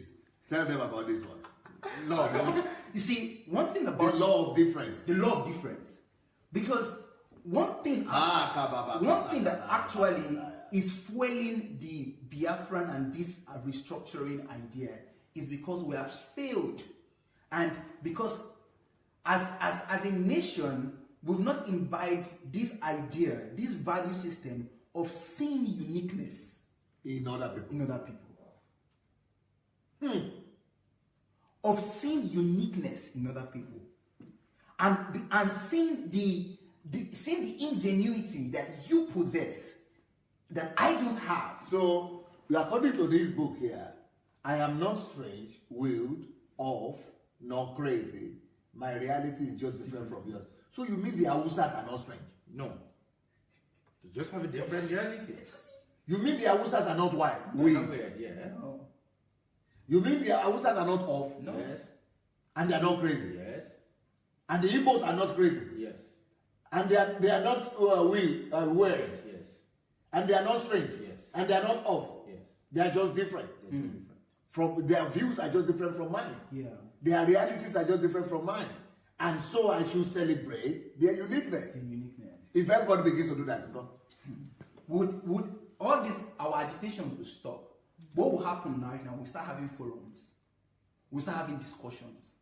That's what we don't have in Nigeria. You see, we'll come and we'll sit down like, okay, come. What are you seeing that I'm not seeing? Hey, teach me. For you to be saying, what are you seeing Teach me. that I'm not seeing? Teach me. Just like you who are teaching me now. As I'm teaching you, you are teaching Yes. me. You are teaching me. And I'm learning because I'm celebrating your difference. Yes. The law of difference. Why am I listening to you? You know some people come on this platform and they say, "What pastor? What is this with those boys that pastor is always bringing, or those girls? You know, either who are those girls? In fact, somebody said the girls that are putting there, they are Jezebel. Why is pastor is always surrounded by this Jezebel?" And then some people say, "What about these boys? We didn't come here for the boys. We came here for pastor himself. Let for pastor himself be the only one talking. Where is the one that we came here for?" Yeah, the love difference. So I'm foolish. No, you even demonstrated the last time, the 2 days before, when you spoke on What problem, Yes. and I started talking on the mind. Weapons. And I started talking on the mind. And when you came, you said, "Wow, they just got double." He wasn't saying you are not talking on what I spoke about. Go. He appreciated the angle that I'm bringing in. And if you know Pastor, and this is not because you are here, sir, this is everyone who knows you. You've planned, you have your structure, you still come back and say, "Guys, what do you think?" Yeah. And we spend 30 minutes deliberating on what you already have a plan to do. And you listen to our different angles and you bring things to bear. And these are things we learn from you. And that's why even after I have incorporated that same system into my work. Yeah. Now my website is out, but the same idea is why before it eventually goes out, we are sending it to different people to critique it. Give us your end user view, because I learned that from you. Someone was asking me, won't the designer be confused? I said no, because it will bring in different ideas of what the end user needs to him, and then he can make decisions. So how can Nigeria grow So with that diversity? 250. It means That law of difference is being celebrated. this is one of our greatest wealth. Yeah. The fact that we are different. With the amount we have. And we can bring different Nationalities. to game. For example, law of difference. Let's just use tourism. Let's apply this to tourism. Arts and culture. Even within the country, let people begin to move over and celebrate. Just create a ceremony just from the law of difference. And you begin to see how people will be trooping, because people they love to see colors, they love to see different shades of things. Yeah. People don't like great things. So it means if Nigeria will leverage on difference, then our tourism industry would make a complete turnover in just 1 year. The next one is how to become great through nowadays conversion. How to become great is greatness in time conversion. How to become great through time conversion. Are you wasting time, spending time, or investing time? What are my people doing? Wasting, spending, or investing? They are wasting usually. Is that the concept of investing time in our culture? No. As a matter of fact, what we get Best. from what we get The best is to spend. is to spend. and motivational speakers have helped to bring in another thing about managing. So they brought a new concept of managing. But this one is not time But it's not management. time Because management. people who are looking now, they will be thinking this is about time management. Tell them Because you see, that this book is not this about is time not management. time management. Why? Because the idea of it is that, listen, everything we see around us is birthed out of time conversion. Everything that we actually can see, name it, Created from time. is from time. Everything we see is from time. What does that mean? It means anything that we want to do on earth, any product that wants to be out, must be gotten from time. Because time is the raw material. It's like this raw material, from where everything is created. Everything has a It's the when. raw material. Everything. Everything from time. has a when. So what we have is that most people are wasting time. That is reason why They are waiting the resource Of from time. where everything can be created. from. And from this book, I don't know if Stop Working for Uncle Sam is part of this list, but there is where we see how people are spending their time, where they are mortgaging their time. They are not necessarily wasting their time, but They are spending it they are spending their time. They are trading their life for emptiness, for empty salary. for salary. the question of are you wasting time boils down to those who are living in yesterday. Okay. It is those who cannot merge who cannot bring anything out of their conscious self. Their consciousness, their conscious self is not even working. Okay. So they are like walking dead. They just live anyhow, like that's wasting time. And that's what most of us do. We just exist. Okay. We breathe in and breathe out. So we live to eat, to sleep, and then go to work, do other frivolities. Mm-hmm. Now, those who are spending time are those who are living in the present. Mm-hmm. They do nothing beyond the present. All they see is now, and that's what the best of us are doing. Mm-hmm. Living for now. What can we get for now? But those who are investing time are people like you who are saying, I want to do my work for the next 250, 300 years. Living for the future. Hmm. Before my mom died, and I was very happy because I told her then, and that was 2013. I said, I am 5 years ahead of my mates because of the things I was doing then in investing in my mind. And true to it, and this is not bragging, you know, there are a lot of people who have done well in their fields too. But I and this guy here were the first set of people to start any program from those who graduated this year. The two of us here. Now, other people have things they have planned to do, but we are in our we are starting our 4th month now of our program. The nearest person maybe will be doing 3rd month if there's anybody who has started that way. Why? Because years before, time conversion. There has been time conversion. Now, when I now know more, and I have not even received this principle in form of a capsule as of that time. But now that I now know more, I was sitting down one day, I was thinking of that. I said, so how many years have I got beyond them? I now realize why. Now, because through investing time, my friends, my colleagues are spending time by working for a career. But I am investing time by working for a legacy. For the future. For a legacy. So that many years to come, what I am doing will still be standing. When I'm long gone, I will still not be forgotten. Because of understanding investing time. Okay? The workaholic. Some of my friends cannot understand me. They don't know me. What is this book? Why you must urgently become a workaholic. It's like a course in Nigeria because you must not live 1 day of favor. It's better than 1,000 days of labor. But Pastor, where did we miss it? Because this thing you are saying here, for example, is a part of the Yoruba culture mindset. This quote. But churches have replaced those cultures now. Because this thing is, you are saying, yes, ẹni tí ó bá lè ṣiṣẹ́ bí ẹrú lọ́jà ọba kò lè ṣe bí adébọ̀rọ̀ ẹni tí ó bá lè ṣe bí ó lè ṣe bí aláàrú lóyìnbó. This is what is here. Yeah. If you cannot walk like a slave today, you will not live like a king tomorrow. Ṣé kò lè ṣe bí adéjọrọ̀ lọ́jà ọba? Yeah. But this is where did we miss it? But this is the culture we need to bring back. But nobody wants to walk like a slave today. To becoming like a workaholic is walking, learning to walk. Can you imagine if all of Nigeria will embrace the value of learning to walk like a slave today so that they will live like a king tomorrow? It will transform everybody's life. Why? Because, you see, the greatest gift that I've come to realize, maybe not the greatest, but one of the greatest gifts is work. It's the greatest. Yeah. Work. It's a wealth. It's one of the wealth that God has given to us. Work. Because even God himself, he cannot do without it. Even God himself, he cannot afford the luxury. He's a workaholic. Even God. Why would the Bible say that he does not sleep and he does not slumber? If he will not sleep, he will not slumber. And so this value system, how is it with Nigerian society? The Nigerian society is looking for pleasure quick and luxury. fix. Quick fix. Quick fix. Do you know this person we are going to call in now, Aaron?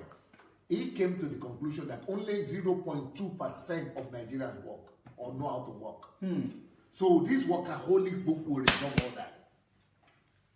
Only 0.2% is working. So to sustain the whole country. But for a country to be sustainable, 20% must work. But what about if we increase that, not just to 20%, but if we increase that to 30%, that everybody will imbibe this culture? This is what Singapore was able to do. Yeah. Japan was able to do it. China is able to do it. But we don't even have an idea of that, what that means. But if we do that, if we make people to be able to fall in love with work, then this will be possible. This is the next book. Where there is problem, there is money. You know, this is where there is problem, there is money. They walk, eh? If they realize it, they will walk, eh? You are saying something. You know, Pastor, this compilation of your books are, I don't know if it should not be alive. Because they are not by accident. I am called, it's like building blocks. Yes. These are building blocks for Nigeria. This is what I'm doing that nobody is seeing. People are just think I'm just releasing books. But I am building Nigeria already from here. Yes. Because this is the first part of the work. The second part of the work is now to go and put a system in place whereby all these values will be imbibed by the institutionalized in the nation. That's right. Go ahead. You know, he said where there is problem, there is money. What this will just make everyone know is that, listen, can there be a world without problem? No. There cannot be a world without problem. And without problem, there's no money. And without problem, there's no money. But you were saying the combination of your books. You started saying because I was talking about the combination of your books, talking about problems being the shortcut to prominence. And we were talking about, we talked earlier about the issue about money not being what will make you rich. And then when you now read this book, that where there is problem, there is money, and then you now solidify it with who am I, you will now be able to connect. You will not be able to connect all of the dots in your life. Yes. Clarity will come. Focus will come. Now, let's talk about this one. Because you people are genius now. People are thinking that you are genius because of being students, providing, giving scholarship to people all over the place. You are giving scholarships and then giving employment to all over the place. And you are not students in America or in Europe or in Germany or in England but in Ukraine. And you are doing all this. People will think you are a genius. But it's because of the creative and innovative stuff. I think this one nobody will argue again that I know what I'm talking about after the video. Yeah, of your innovation. Yeah. But I'm now saying everyone could be trained to become like this. You know, one of the greatest quotes I've read is that geniuses are not made.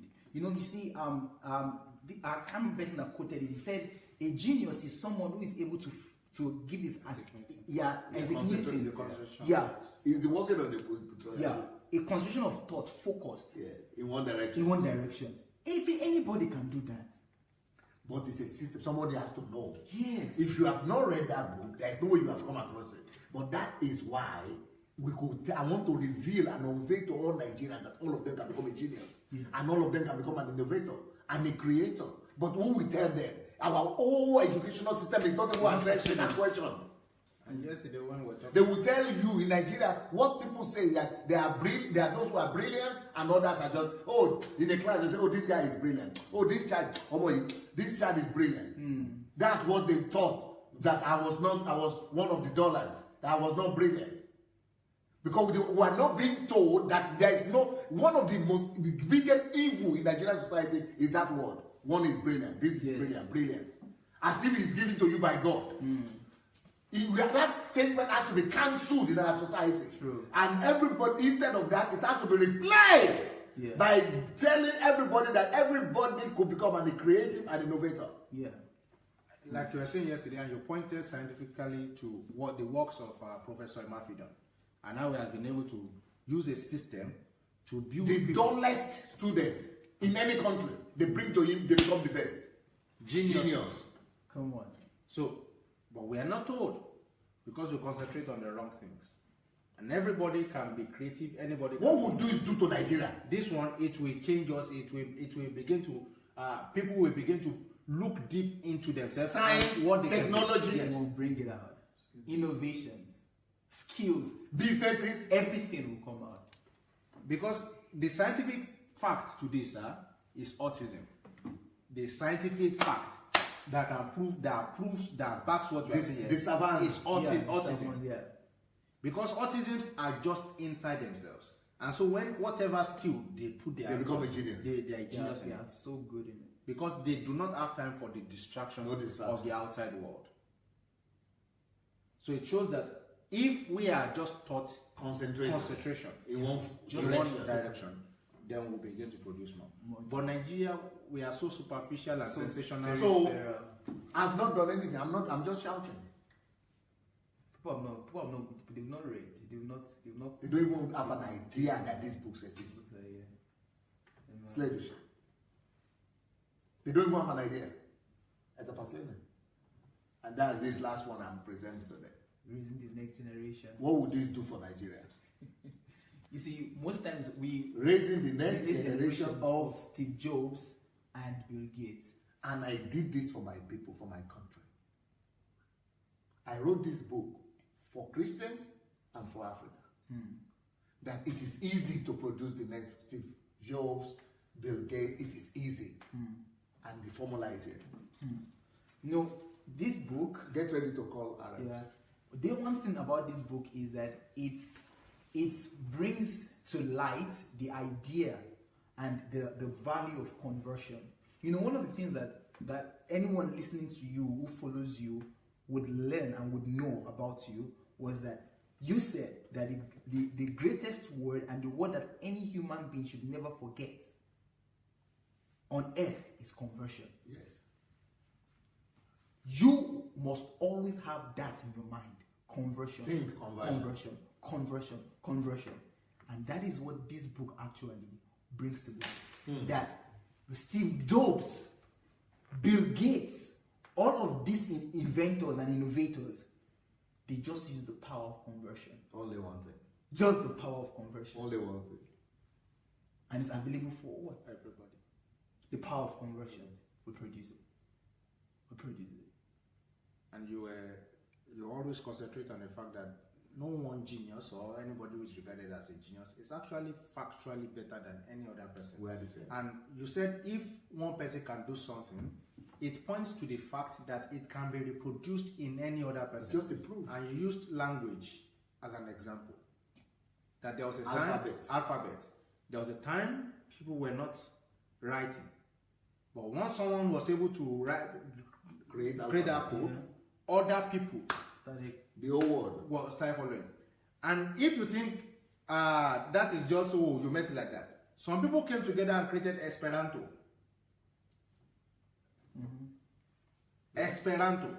Esperanto is a language created afterthought. They wanted it to be the second most popular, so it will unify the world. At least everybody will be second speakers of Esperanto.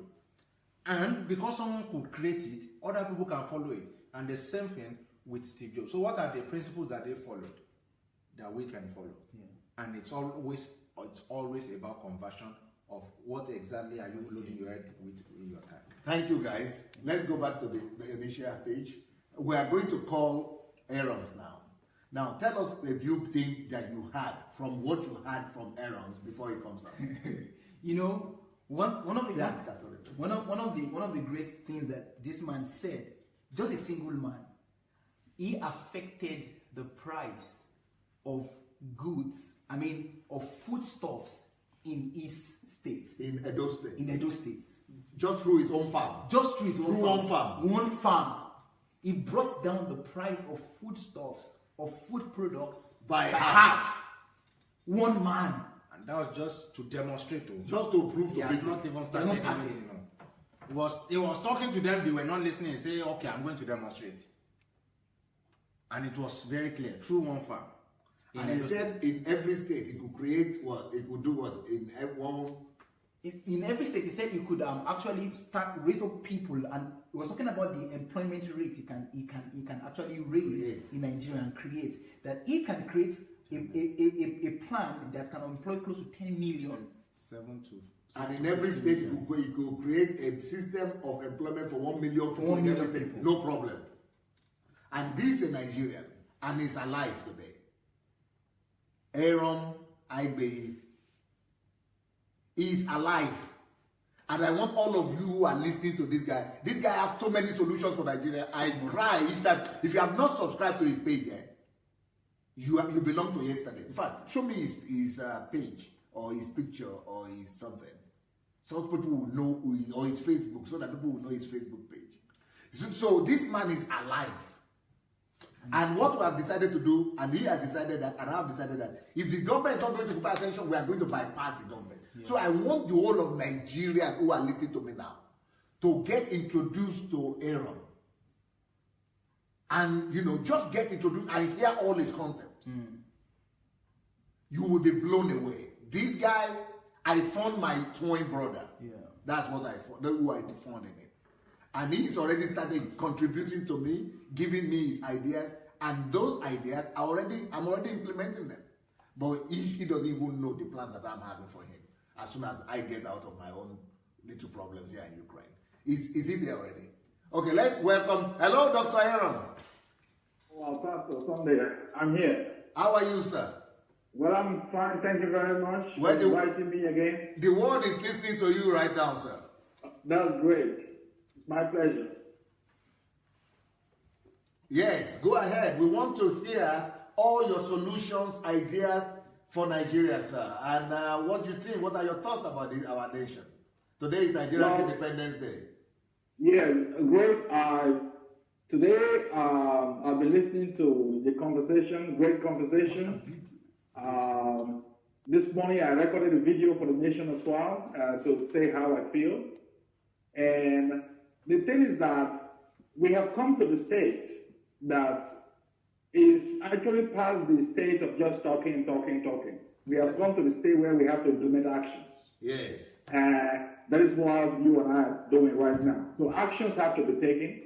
That means the work, preparatory work has to be done. That's what you are doing. I'm doing a lot of preparatory works as well. So, like in our previous conversation, I talked about a 1 billion tree program.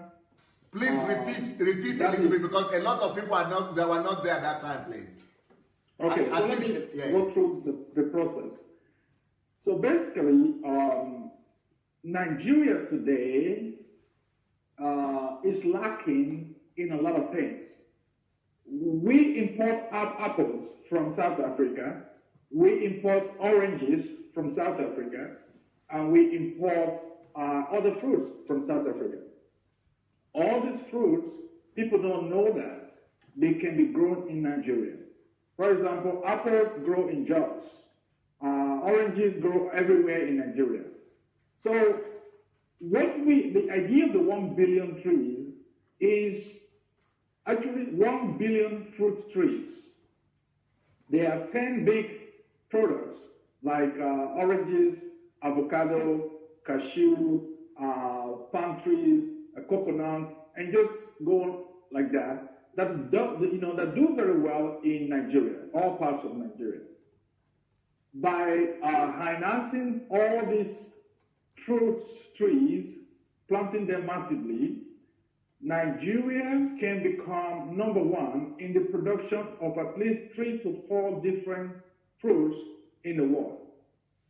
So that means that if we should start today, we will be in a position to be the #1 exporter of coconuts in 3 to 4 years. We could be the #1 exporter of avocado to all over the world within 3 and 4 years. The potential is huge. And to make it even more easier, a long time ago when we plant trees and it takes 10 years to mature? Yes, sir. Today, with new technology and biotechnology, we can put a tree in the ground and in 3 years we start harvesting it. So it is one of the most easiest things on earth. And second, in addition to that, it's going to provide massive job opportunity for people. So we have calculated and said, look, by doing this alone, we can provide 7 to 10 million jobs for Nigerians in the next 5 years. It's a revolution. And not only that we're going to provide jobs, it is going to trigger the economy in a massive way, because the jobs we're talking about, these are direct jobs. Like you call somebody, come to the farm, come and plant tree. Come to the farm, go and bring the nursery material, go and prepare the nursery material. Those are direct jobs. But If you take, for example, say you have 10,000 hectares of coconut trees, then, and you're going to put a factory next to it to process the coconuts, you're going to be producing coconut oil, coconut cream, coconut paste, coconut, and then that is just from the coconut inside. The outside of the coconut can be used to produce carpets, can be used to produce clothes, can be used to produce cartons. The list just go on and on and on and on. By the time you put all this together in factories, so you don't have one factory, you have 10 factories that is capable of employing at least 500 people per plant, just to cater for these 10,000 hectares of coconut. In what state? And so that is what I call the indirect jobs, because those ones are working in the factory to produce the end products that is coming from the raw material. So, and if you look at the potential of that alone, that is enormous. And then we look at the other potentials like providing environmental benefits, like the fact that we're going to have CO2 reduction of CO2 emission in Nigeria. Because everybody that is in Nigeria will tell you today that Nigeria is actually getting hotter. If you go to Nigeria in the dry season, it's getting really extremely hot. Because the effect of the climate change is very visible in Nigeria. By planting 1 billion trees, you are going to move the desert backward to Niger. Just for Nigeria, you're going to create so much improvement that you can reclaim so many parts of Nigeria that is now being taken over by desert. Just by that. So that has its own major benefits. And all this is, if you look at what is going to happen, then you are looking at big improvement in our Nigeria economy that is going to be at least $50 billion worth of revenue generated in after 3 years, yearly. Okay, so it's going to be $50 billion, generated every year after 3 years, because it takes you 3 years to set it up and get things busy, and from there the money is going to come in. And that generation of revenue, that is just from the raw material. We are not talking about the end produce that the companies are going to be investing on and producing and exporting. And today, I give you an example. If you're in Nigeria, you want to send money out of Nigeria, there is no dollar to send out. But by the time you are adding 50 billion to the Nigerian economy, $50 billion, suddenly everybody can transfer money if they want to transfer money, because that's what we call foreign exchange. Because Nigeria is not producing enough things to export, that is why foreign exchange becomes a problem. So, if we just go into the planting of trees, it is ridiculously simple to get the economy moving immediately. This is not something that takes a year, 2 years, 3 years to do. No, immediately. You can start in 2 months, and it will just be going. And to make it all amazing, there are funds for planting trees. The UN has funds for this. We have environmental funds from the Kyoto Accord that Nigeria could tap into. There are also world donors, world banks, and various other businesses that can help Nigeria in tapping into this, production of planting of trees. So that is just one solution. That one solution alone can take Nigeria out of the mess it is today, because the revenue generated from that is more than the revenue from oil. Okay? Yeah. Now, what have you done? Tell them what you have done practically. People are saying, okay, what has he done? Tell them what you have done in Edo State. And I think your farm is probably one of the biggest, if not the biggest in the state now. Yes. I have, let me say what I have done. In Edo State, when I came, we set up, we are busy in Edo State now for about, 3.5 years. So what I've done is single-handedly, I have people working with me. We've created over 200 hectares of farmland and developed it. Before we came there, nobody developed a farm around the area. In fact, the land where we farm belongs to the federal government. and they didn't do anything with it. There is a whole department of agriculture that they employ about 100 people, and nobody is doing anything. So I took over the land, and I developed it. Within 3 months, we were selling food, okay? Within 3 months, we were selling food. And this food, we were able to bring down price of food items that we were selling by half, okay? Now, that is one thing that we have done.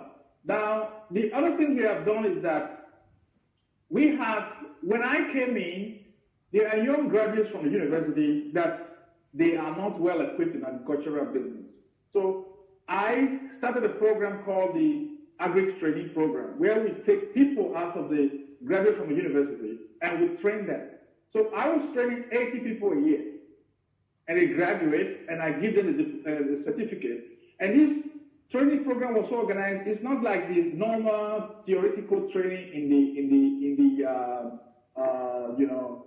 university, but these were practical trainings, agricultural trainings, which are really practically oriented.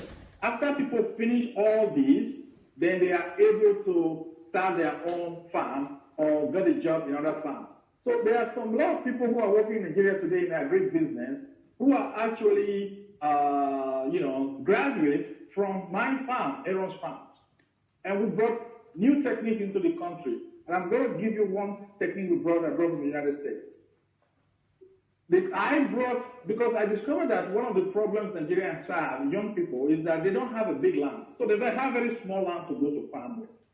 So we brought this system that we're using in Utah, a German created it, that we were able to help students with just 100 by 100 produce 1.5 million naira worth of food every 6 months.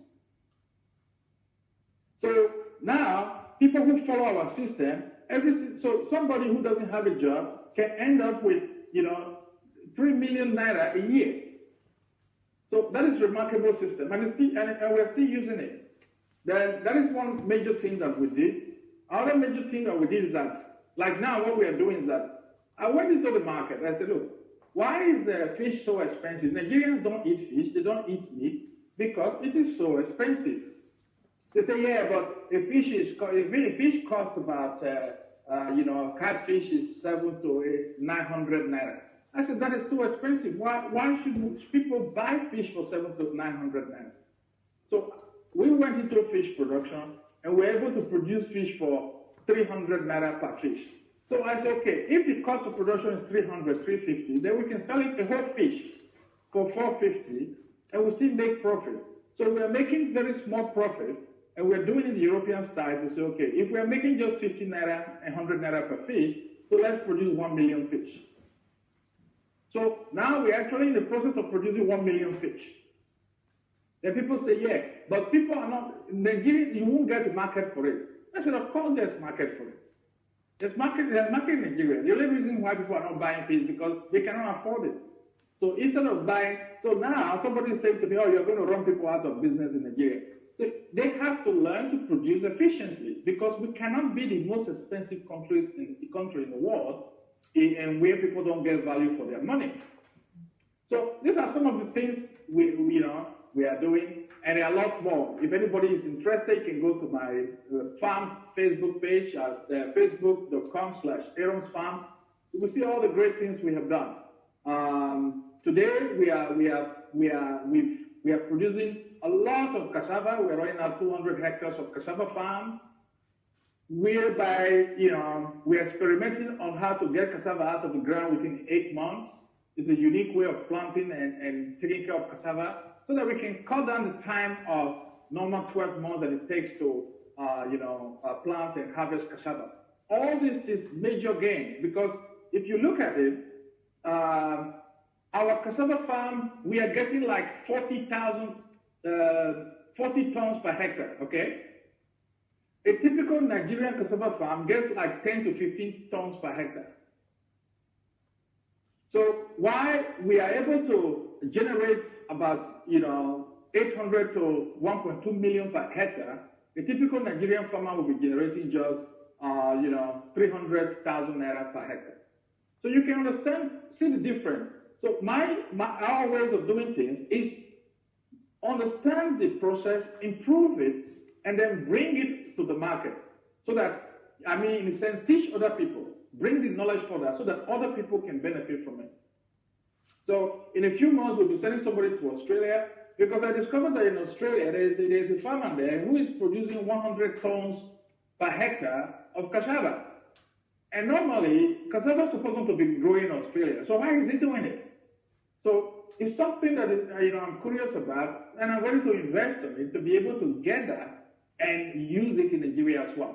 So that tomorrow, if a young man wants to go into farming in Nigeria, we can easily tell him, look, if you go into farming, if you invest $500,000 you can get 2 million naira at the end of the year, because you are increasing the yield of and providing more value in the process. So those are some of the things we are doing. It is a great work, and I believe that with that work, we are able to improve the life of people. Okay? Yeah. And then one of the major things we are doing is this. A lot of farmers today, a lot of people in Nigeria are actually failing in agriculture. It's a sad story, because the majority of people who go into agriculture in Nigeria, they fail because of lack of knowledge, number one.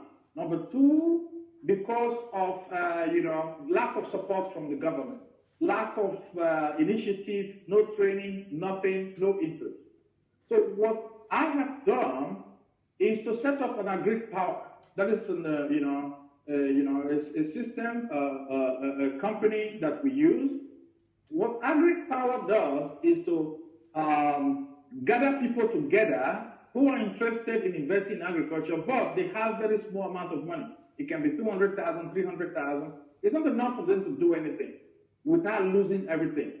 So what we do is that we help them create a farm in our farm, and we are able to guarantee them, between 30 to 40% return on investment at the end of the year. So that way, instead of people to just, like the government says, go to farm. But these people go to farm, they don't know how to do it, they lose their money.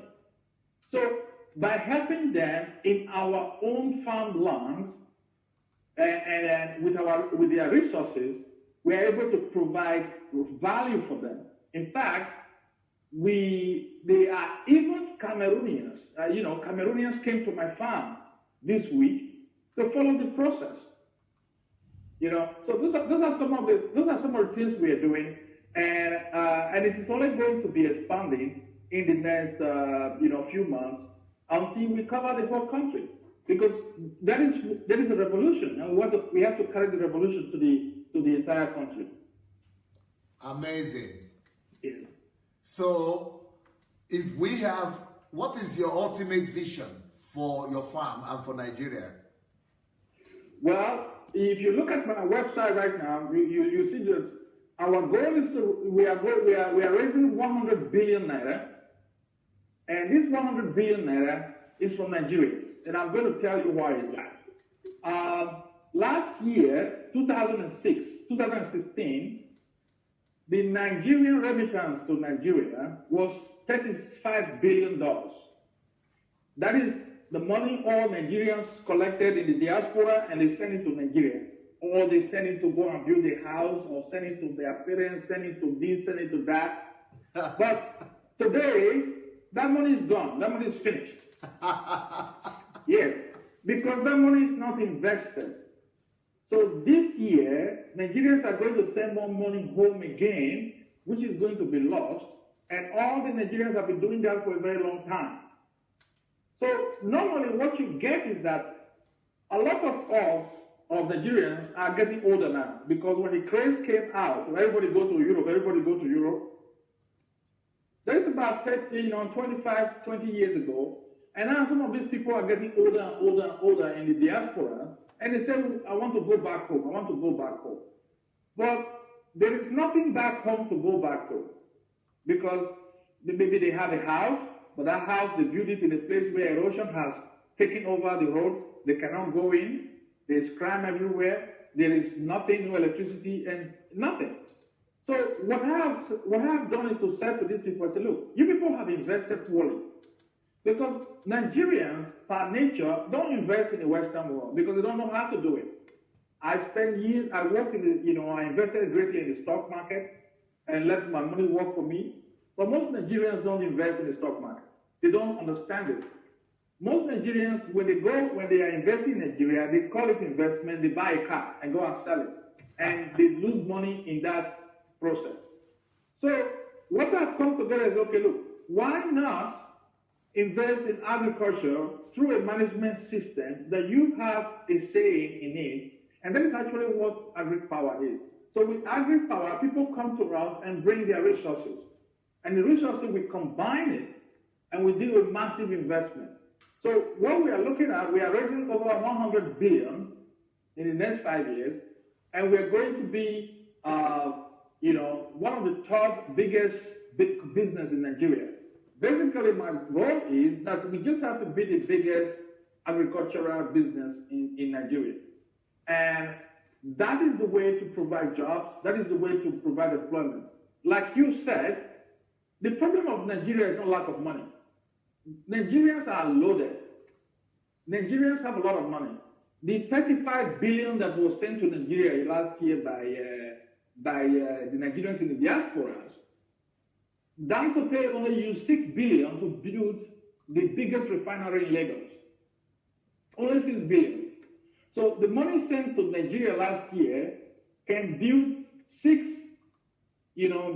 biggest refineries in the world like Dangote is building. Now, imagine if people were investing this money to build refineries, to build, airports, to build, long railway tracks that they can collect tolls, sell tickets. You will discover that not only Nigeria will be developing much faster than it is today, but these people will have return on their investment in the next few years. And when they retire and go back to Nigeria, they will be having the returns on their investment. And people can actually be millionaires in US dollars just by doing that, because the value of the business increases. So I often give people the say, I say, look, the railway tracks in America were owned by somebody. Rockefeller owns long railway tracks from New York to California. Major roads were owned by people in America. So why do these people keep slaving for in Europe and America for years, keep slaving for nothing, when they can come together and collectively invest in very massive projects in their country?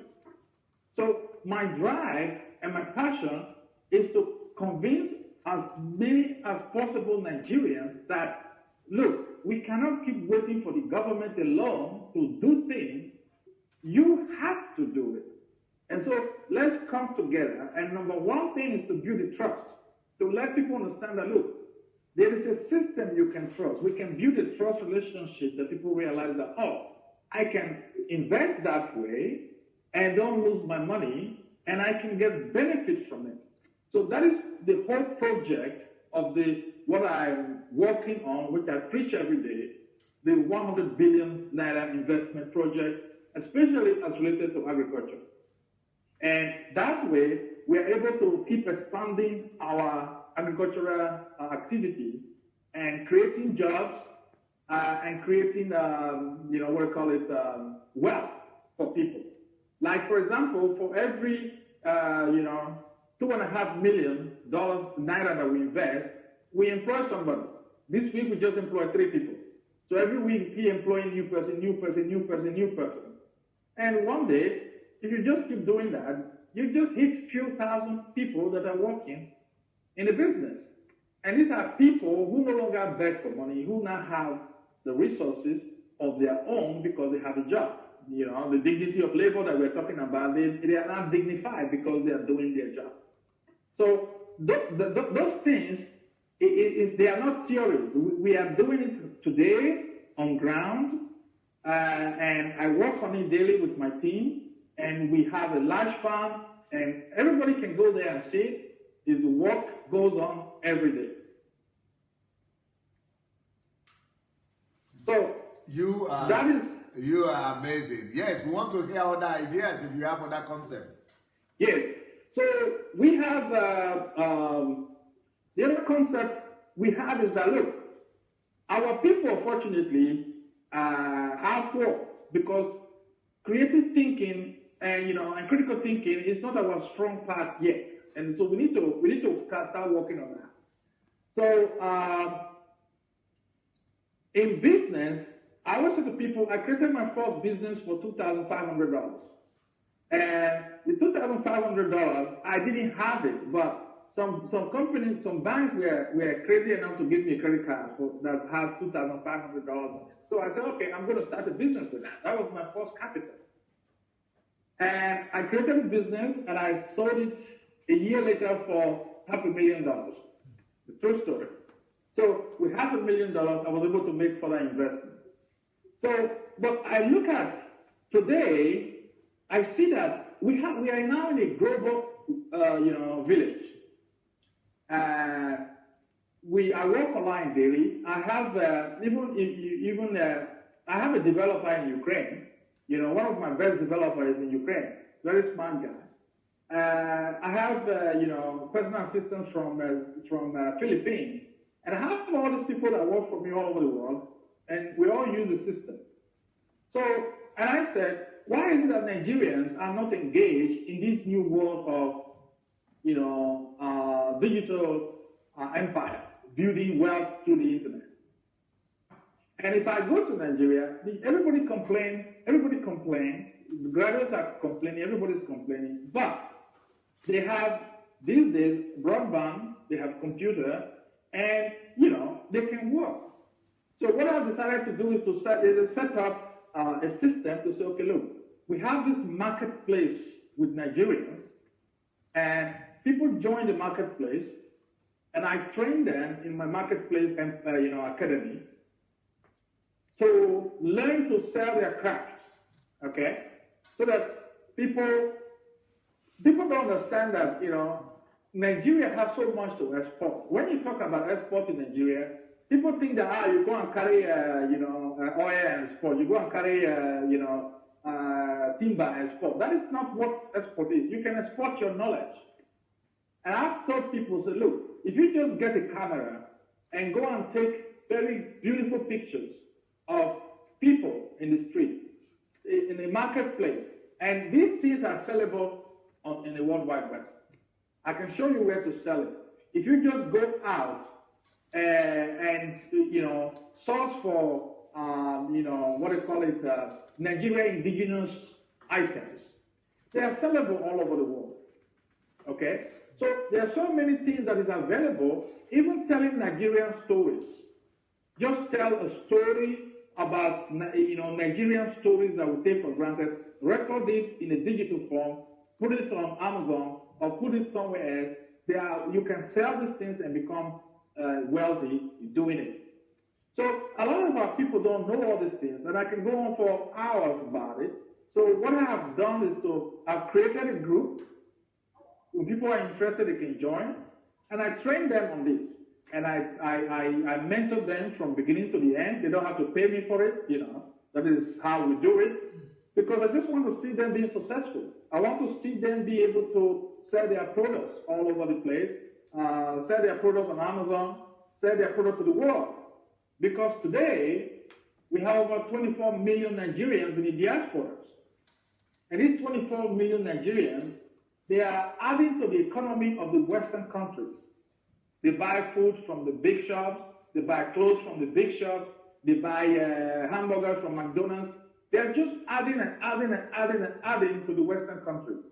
But our people don't sell to our fellow Africans because they don't know what they need, they don't know how to sell to them. Now, if you look at the Jewish people, if you have a store next to a Jewish man, and you are from England, and a Jewish man have a store next to you, another Jewish man will come. He won't come into your store. He will go into the store of the other fellow Jewish man. If you see Chinese, the same thing. The Chinese come here all over the world. They bring their own country. They bring their food. They bring their clothes. They bring their music. They bring everything, and they sell it to their own people. If you go to Indian people, it's the same story. But we Africans, we are totally different. When we come here, we only add to the economy of the European and the American economy. 24 million people, that is more than the population of the Netherlands. That is the entire country. So what I'm putting in place is a system to be able to market, first of all, to ourselves in the diaspora, to make it easy through the internet, and then secondly, to market to other Europeans and Americans and the Asians that are around us. And that alone is a billion-dollar business. And Nigerians don't understand that is the world we are today, and they are not working towards that because they don't spend time to research, they don't spend time to work on projects like this that would create, to invest for the future, that will make them wealthy. So that is the work I'm doing. So that's why I work the whole day, and it is a very tasky job. But again, like you, I want to leave a legacy behind. I want to say, okay, I want people to be able to look back 20 years time and say, oh, when that man initiated this move, that was when we Nigerians started, exploiting that opportunities, and we created wealth through the internet, selling our stuff out and things like that. So, just to give you a ridiculous example, like in Nigeria, we have this bentonite. For people who don't know what bentonite is, women like bentonites, people who have the face mask. When they want to go to bed in the night, you soak the bentonite in water, it's like chalk, and they use it to rub their face. A lot of women do that. They say it helps to remove the wrinkles. This bentonite is healing stuff. In Nigeria, in my state, we have it, millions of cubic cubes of it. But we sell this, the Nigerian government, or Nigerians, they sell this bentonite to Johnson & Johnson in Belgium. And people who don't know Johnson & Johnson, they make this baby powder, they make a lot of medicine, Johnson & Johnson products. Johnson & Johnson use the bentonite to make dusty powder or baby powder. We sell it to Johnson & Johnson for 15,000 naira per ton. By the time Johnson & Johnson make baby powder with it, they sell it back to Nigeria at 2.8 million naira per ton. Okay? So Nigerians buy this product, and they don't realize that it's the same product that is in the back of their house in Auchi. What does it cost to make dusty powder? You just smash the stone and add some essential oil to it. And the essential oil we have also in Nigeria. People lack the knowledge, so therefore they are suffering. So what I'm doing is to expose them to this knowledge. And they say, look, we produce this dusty powder in Nigeria, and then sell it to Nigerians, and to get Johnson & Johnson out of the equation. So those are the type of things I'm doing. And when I tell people, they don't believe it until I show them. And then they say, wow, we didn't know this existed. So it's a rewarding job. And there are people who have helped to start some of this business. And they are making serious money. And that's why when I say to people, I'm going to create 10,000 millionaires in 5 years, it is not a joke, because I have thousands of ideas that is worth millions of dollars each. People just have to be willing to work. That's the only thing it takes. Wow, brilliant, brilliant. Well, I think we have already produced your Facebook page, and I'm sure many people will know how to contact you now. And these are just wonderful, wonderful stuff. And the future belongs to us. That's what I can tell you. And I'm looking forward to us working together, sir. Thank you very much. I appreciate it. I believe in the work you are doing. Because I believe that, for one thing, people should stop blaming the government too much, because the people in the government have not taken the time to be exposed to what we have been exposed to mentally. I see. So therefore, people still think the old way, the old ways, and it's not bringing the right result. So no matter how much people try, they're going to get the same result. It's like Einstein said: you keep doing one thing over and over and expecting a different result. So it's not going to happen. And people like you and me, we just have to go out there and start doing the work. And it is my vision that after some time, that the people in the government have no choice anymore to say, okay, look, let's talk to these people. Let's see what they can offer us. And then there will be a domino reaction in what we're doing. So, but people who don't understand the work, they say, these people are in overseas, they're just talking there. But not knowing that the talking is doing a lot of work. Just to give you an example, I was invited by the Minister of Agriculture from Liberia to come and, inviting me to come and bring one of these agricultural programs to Liberia. So I didn't know that somebody in Liberia was listening to me. So those are the type of effects we are having on continent, not just Nigeria, but the continent. There are people listening from Cameroon, the people listening from Sierra Leone. So when this movement starts in Nigeria, and by the time it reaches to a tipping point, it just roll over West Africa as a whole. Amazing. I'm so glad that I came across you, and I will forever be grateful for the person who connected us. But our work is just starting, and we are going to do great work together. Thank you so much, sir. And thank you very much. We'll connect with you this week. Okay. Thank you. Yeah. Bye. Good. And now I want to open the floor to everybody else that want to call in, and maybe you want to express your own opinion on Nigeria's independence, or on what we have all discussed. Maybe on what I and the boys have discussed, the doctors, and maybe it is on what we have spoken about, or what Dr. Aaron has spoken about. So can you get the books back? And so what would you like to comment before we round up, while we are waiting for the calls? And you know how to call. It is moveagents.com. MoveAgents, not .com, MoveAgents, Facebook Messenger. Go look for Move Agents, and that is Matic. You could see Matic there too. But Move Agents, Matic in Facebook Messenger, and write that you want to call in, or you can just call in right now while nobody is talking. But it's better to write in and say, "Can I call now?" Or "I want to talk. I want to call in." So Move Agents. That is on Facebook Messenger that you want to call in and contribute. Maybe you want to contribute. Maybe you want to say something. And maybe while we are waiting for the call, anybody want to? So, which other one of you want to say something? I think tonight we've been able to establish and reinforce the fact that no schism of any form would make any nation great. No division of any form. No looking for what only we, no egocentrism of any form will ever make a nation great. We've been able to see okay, that. We have a call now.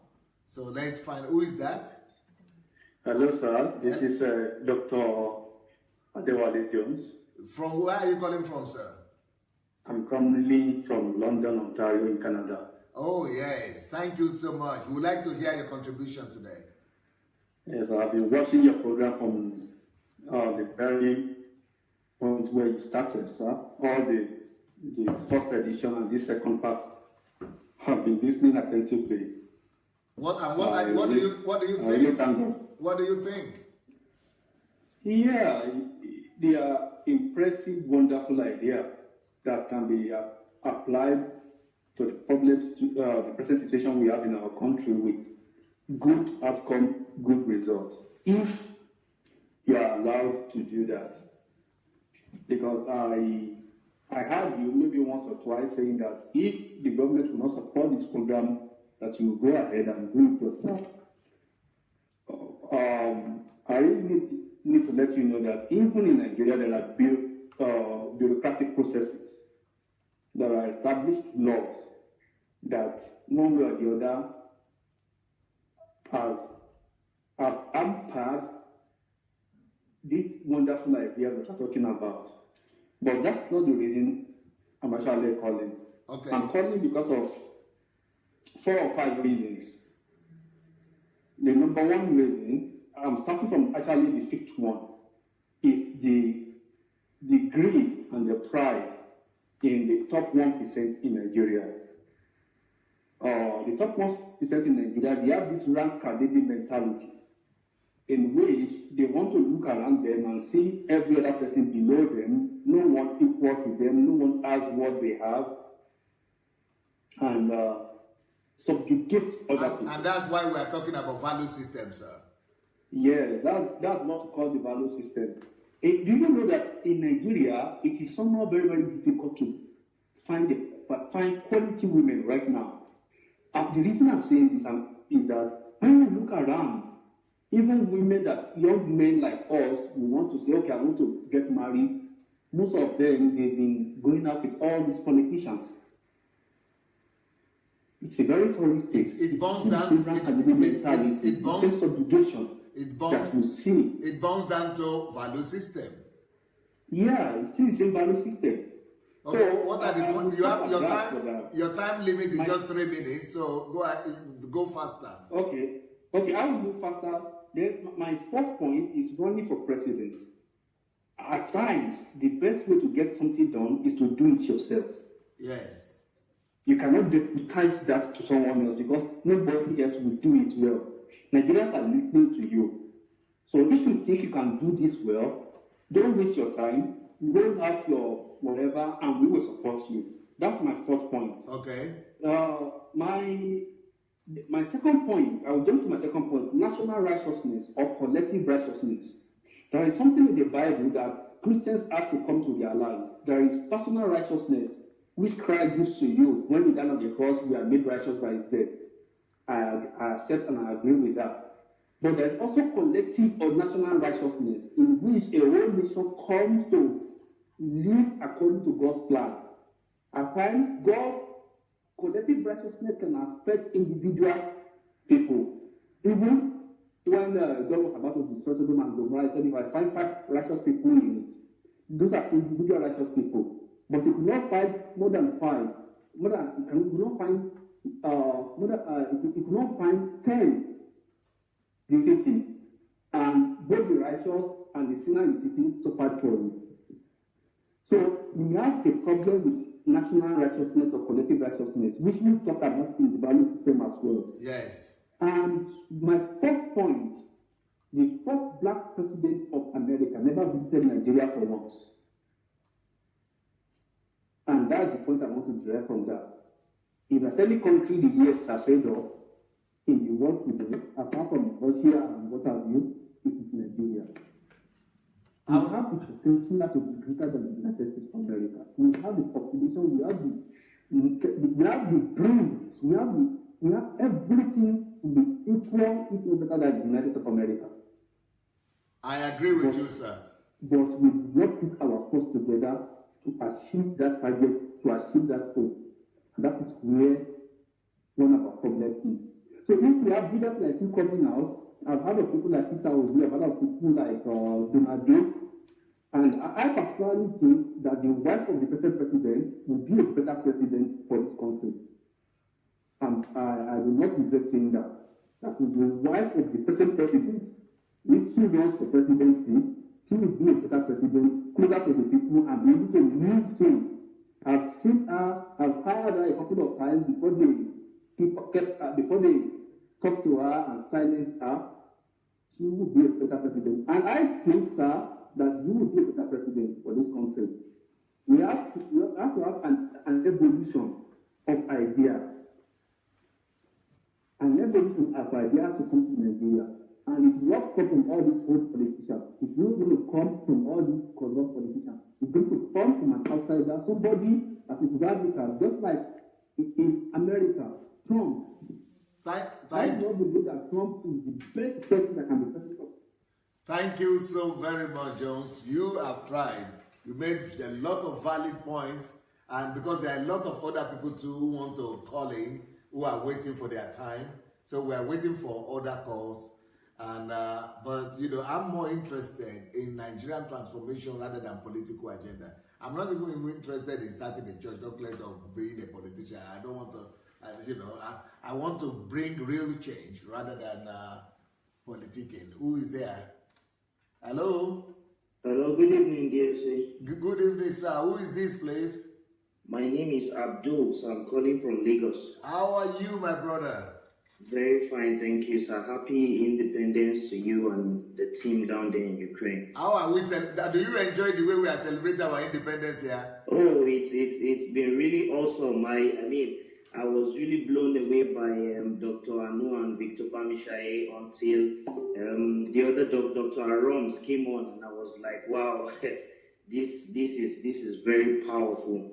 I think there is no better way to have celebrated the independence than to have reviewed some of this book and picked the brains of Dr. Aroms while he spoke. I mean, several of the things I've listened to him in the past when he was talking about electricity. But some of the things he talked about agriculture today, I mean, they were really mind-blowing, you know. I think I would like to appreciate that you took out time to make some of the book reviews that you did. And I can really say I've read only just one copy of those books that you reviewed. And I can say just with the one I read and what I've heard you talked about today, those are very deadly missiles. They are very deadly missiles. Yeah, they're very deadly missiles for thorough transformation. You know, there was once upon a time a government that was elected into office in Nigeria, and that government was singing the anthem of transformation. And I was asking myself back then, what really are the building blocks of this transformation? And you know, because there was no blueprint like yours is coming out now, that transformation was all about lip service, and then they were all just talking, and it never changed anything. You know, the Bible says that who is he that built a city that does not first sit down to count the cost, that does not create a blueprint. There's a version that says that does not create a blueprint. So I think anybody that is saying DSA is really not doing anything, maybe is expecting the kind of usual mouth service transformation that we usually have. That is all celebrated in radio jingles and then ends up on posters and all that. But real transformation, it starts with what you're doing, sir, and I must commend you. I would like to also say this is the first level of the huge work that God is leading this movement into. And I believe that anyone that is very sensitive, hello? Oh, yes, go ahead. Anyone that is very sensitive, I was saying, to what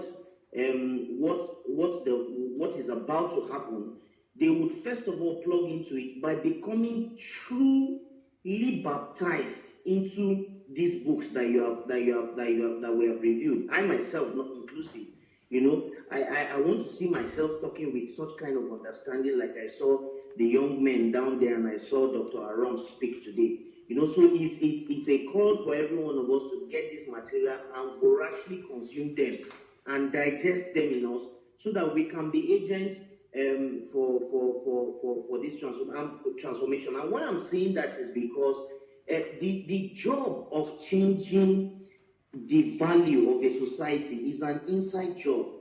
People must belong to the pillars of society before you can change them. We need people that understand these teachings in education. We need them in entertainment. Say, for example, we have DJs that understand this message of value and transformation, and they are producing songs that are transmitting value. We have teachers, principals of schools that are building their curriculum to reflect some of these transformational values that you're talking about. If we have those kind of people, it becomes a very, very easy job. So it's an insider job, and we need people in entertainment, we need people in banking, we need people in oil and gas to understand all this. So it's not about coming on the platform, listening and going to sleep, or calling and making contributions. But really consuming these materials and letting them have a change over, or making them have a change over us, and then being agents of this change. I think that's how true transformation can really be achieved. But some of the things I heard us talk about tonight, they are really mind-blowing. They are really mind-blowing. Thank you very much. That was why I called. And that is why this is your challenge. This has become, and it must become your challenge to champion the crusade. Now, not just for Abdul, but for everybody else. We all must champion the crusade of spreading this word, spreading these books. Some people are asking, where can they get the books from? Of course, I think, do we have Amazon.com? Can we just write it somewhere? Amazon.com and Okada Book, and then Shioma's telephone. You can also put Shioma's telephone there. So, you know, that is what people in Nigeria, and people in Movement Against Deception, and people in Citizens Movement Against Religious Cabals, that's what we are all supposed to do, to spread this word and to let people know that they need to get themselves, you know, addicted to these materials. Anybody ready there? And that is what we are talking about. That's why I always say that we need people, you know, anybody who say they are following DSA, they must, if you have not listened to over at least 200 messages and 20 series, it means you have not listened to DSA, you don't know DSA at all. And more so, you know, these books, if until you read these books and you allow them to change your life, it's as good as you don't know DSA. The reason why the guys are able to talk like that is because they are exposed to DSA in and out. Who is that, please? Hello. Yes, who is this? It's Rex. Oh, hello, Rex. Tell them where you are calling from again. How you doing, sir? I'm okay. Tell the people where you are calling from. I'm calling from Edo State, Tennessee. Yes, we want to hear your contribution today. Happy Independence. It's really wonderful, and I'm so tired right now. I don't even know what to say. Because yesterday I was watching your message and with Dr. Victor when he made a statement that Shino Peter and the other guy both had 20 million at the same time. But today, look at what they are doing and what you can see between their both lives. But right now, I just own a house on my own, and the house, I know it cost me about 20 million to put that house together. I own a car which is worth about 4 million. But today, someone calls me that I really want to do a business that is going to change the world forever, and that business is worth 5 million. I don't think I'll be able to afford it. Wow. I don't think I'll be able to afford it because the money has been spent in building a house. Because that Nigeria, when you have the house and you have the car, you have it perfect. Not knowing if I. We lost him, eh? Ah, that's very bad. He was making some solid points because with that 5 billion that he has, or whatever, how much did he put in the house? The car is 4 million, the house is 5 million or something. So if he had used that to even give to Aaron, because it is money will make you rich, that you will know, that will teach you that you don't live like that. That the first thing you do with money is not to spend it. Yes, is Rex back? No. Okay, let's look if there are other people who want to call. And we are welcoming all the people who would like to share or call today. So if there's any other person there that wants to share his thoughts with us, we will be very happy to hear your contributions, because today is Nigeria Independence Day and we are doing our best. We are releasing this material out there and we really hope it has blessed people. Hello, who is that, please? This is Julius, Pastor Julius. How are you, Pastor Julius? Have you been following us today? Yes, I've been following you all the way. And what is your assessment of what you've heard so far? They are really eye-opener. Honestly, for example, I didn't get to hear yesterday's message because I was away. My wife was ministering somewhere and I had to accompany her. When I listened to the message this afternoon, I was taken aback by Dr. Anu, and I said to my wife, it seems like DSA has reproduced another one of himself. Now, listening and watching tonight's program, I cannot escape it. I have to challenge myself. in reading many books now. Because, boy, I just want to thank God for your life, because the way you've been able to package things, and you know what you are doing, and you are going to do it outside the politician, the political issue of Nigeria. That is really wonderful, because if anyone relies on the political people to help them in Nigeria, he's just wasting his time. Yes. And I can tell you. I will tell you an example of myself. Right. Around 1982, my father was able to establish what is called Adelaja Steel and Wire Industry. And then it used to be Oyo State. Now, then, at that time, the company was valued at $10 million. I've heard of that. I've heard of that company before. It was very big.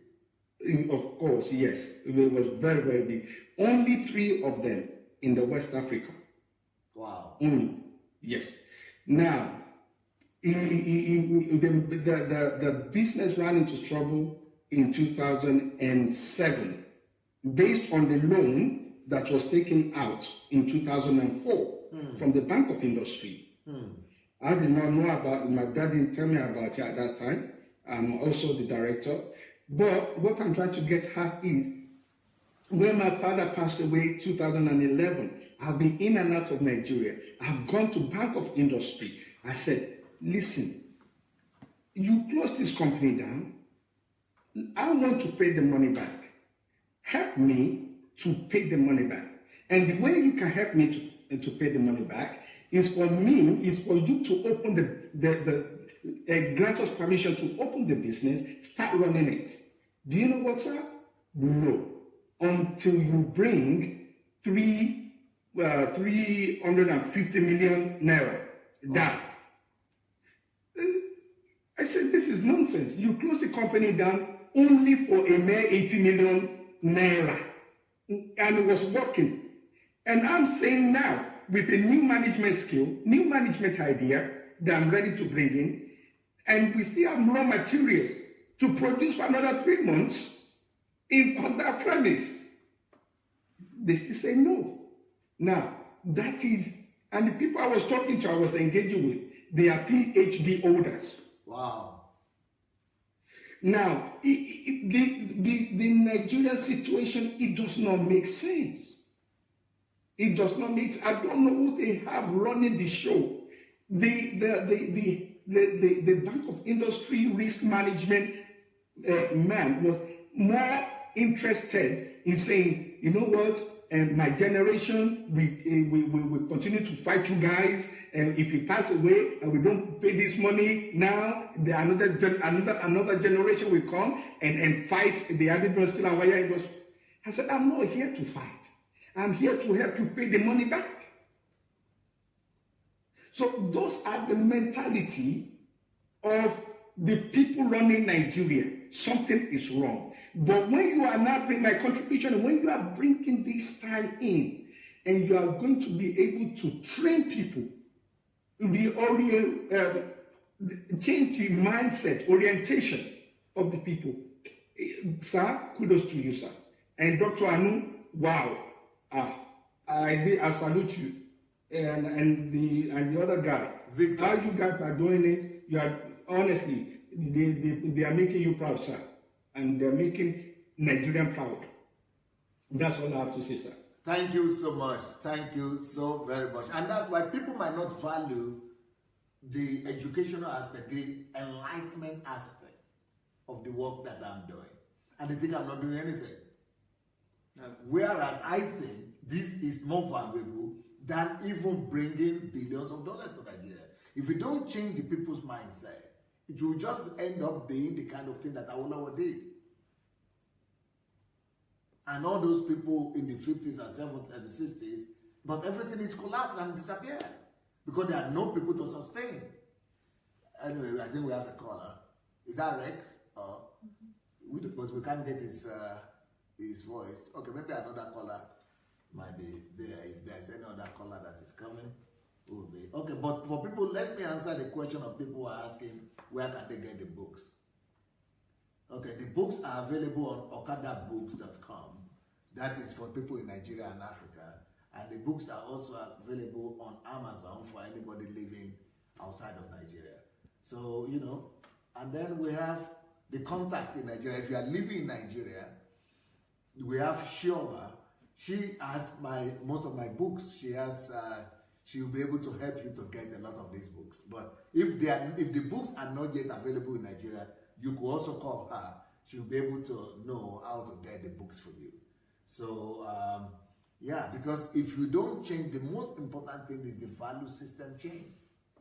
And the books that I presented today, they are not even less than half of the books that I was supposed to talk about. We didn't even talk about the Uncle Sam that you are talking about. And many other books that we have not spoken about yet. But at least those ones, I don't know how many books we presented today. I think about 12 or so, or 15. Yeah. So about 15 books. But those books are, even these 15 ones are already enough to transform Nigeria and make Nigeria a better country. So, you know, if there are no more calls, maybe there is anything you would like to say, you know, in conclusion. Well, I think in conclusion, I want to appreciate you, Dr. Sunday, for your immense contribution to humanity. Thank you so much for some people are saying we're great. Thank you for for being that shoulder that has allowed us to actually step on, and through your resources, your products, brought enlightenment to our minds. And also to Arams, Dr. Arams, I think he's an example to all of us, and to every Nigerian out there, that there is so much an individual can do. That is just one person who has decided to take responsibility to bring changes to our nation, our country, Nigeria. And I think that should be a challenge to every one of us, that there's so much you can do. There's so much you can do. And if we all would take that responsibility and begin to make decisions to actually convert most of our ideas into tangible products for the progress of our nation, Nigeria, then we can actually see the Nigeria of our dreams. So thank you so much for the opportunity, Pastor. It's always a huge privilege that we don't take lightly. Well, thank you so much, everybody. It's been nice to be with you guys. If you didn't watch the first part of the video, please go ahead and watch it. Go and watch. We have part 1 and part 2 today. So independence, Nigeria independence, part 1, part 2. And so the whole day today is devoted to independence. In the morning, I had an address, an independent message to all Nigerians. And now, you know, this is, you know, I spent like how many hours? 3 hours now, 2 hours before then, 5 hours just talking about this. So thank you so much. Have a wonderful day. Tomorrow we'll resume our topic on the spiritual attacks, how Satan attacks people. But today was Nigeria's independence, and we needed to celebrate Nigeria and give direction to the nation. And we believe that these contributions are not just for Nigeria, they are for any other country that is out there, you know, that's interested in, you know, pulling their country out of the, you know, the situation where they might be right.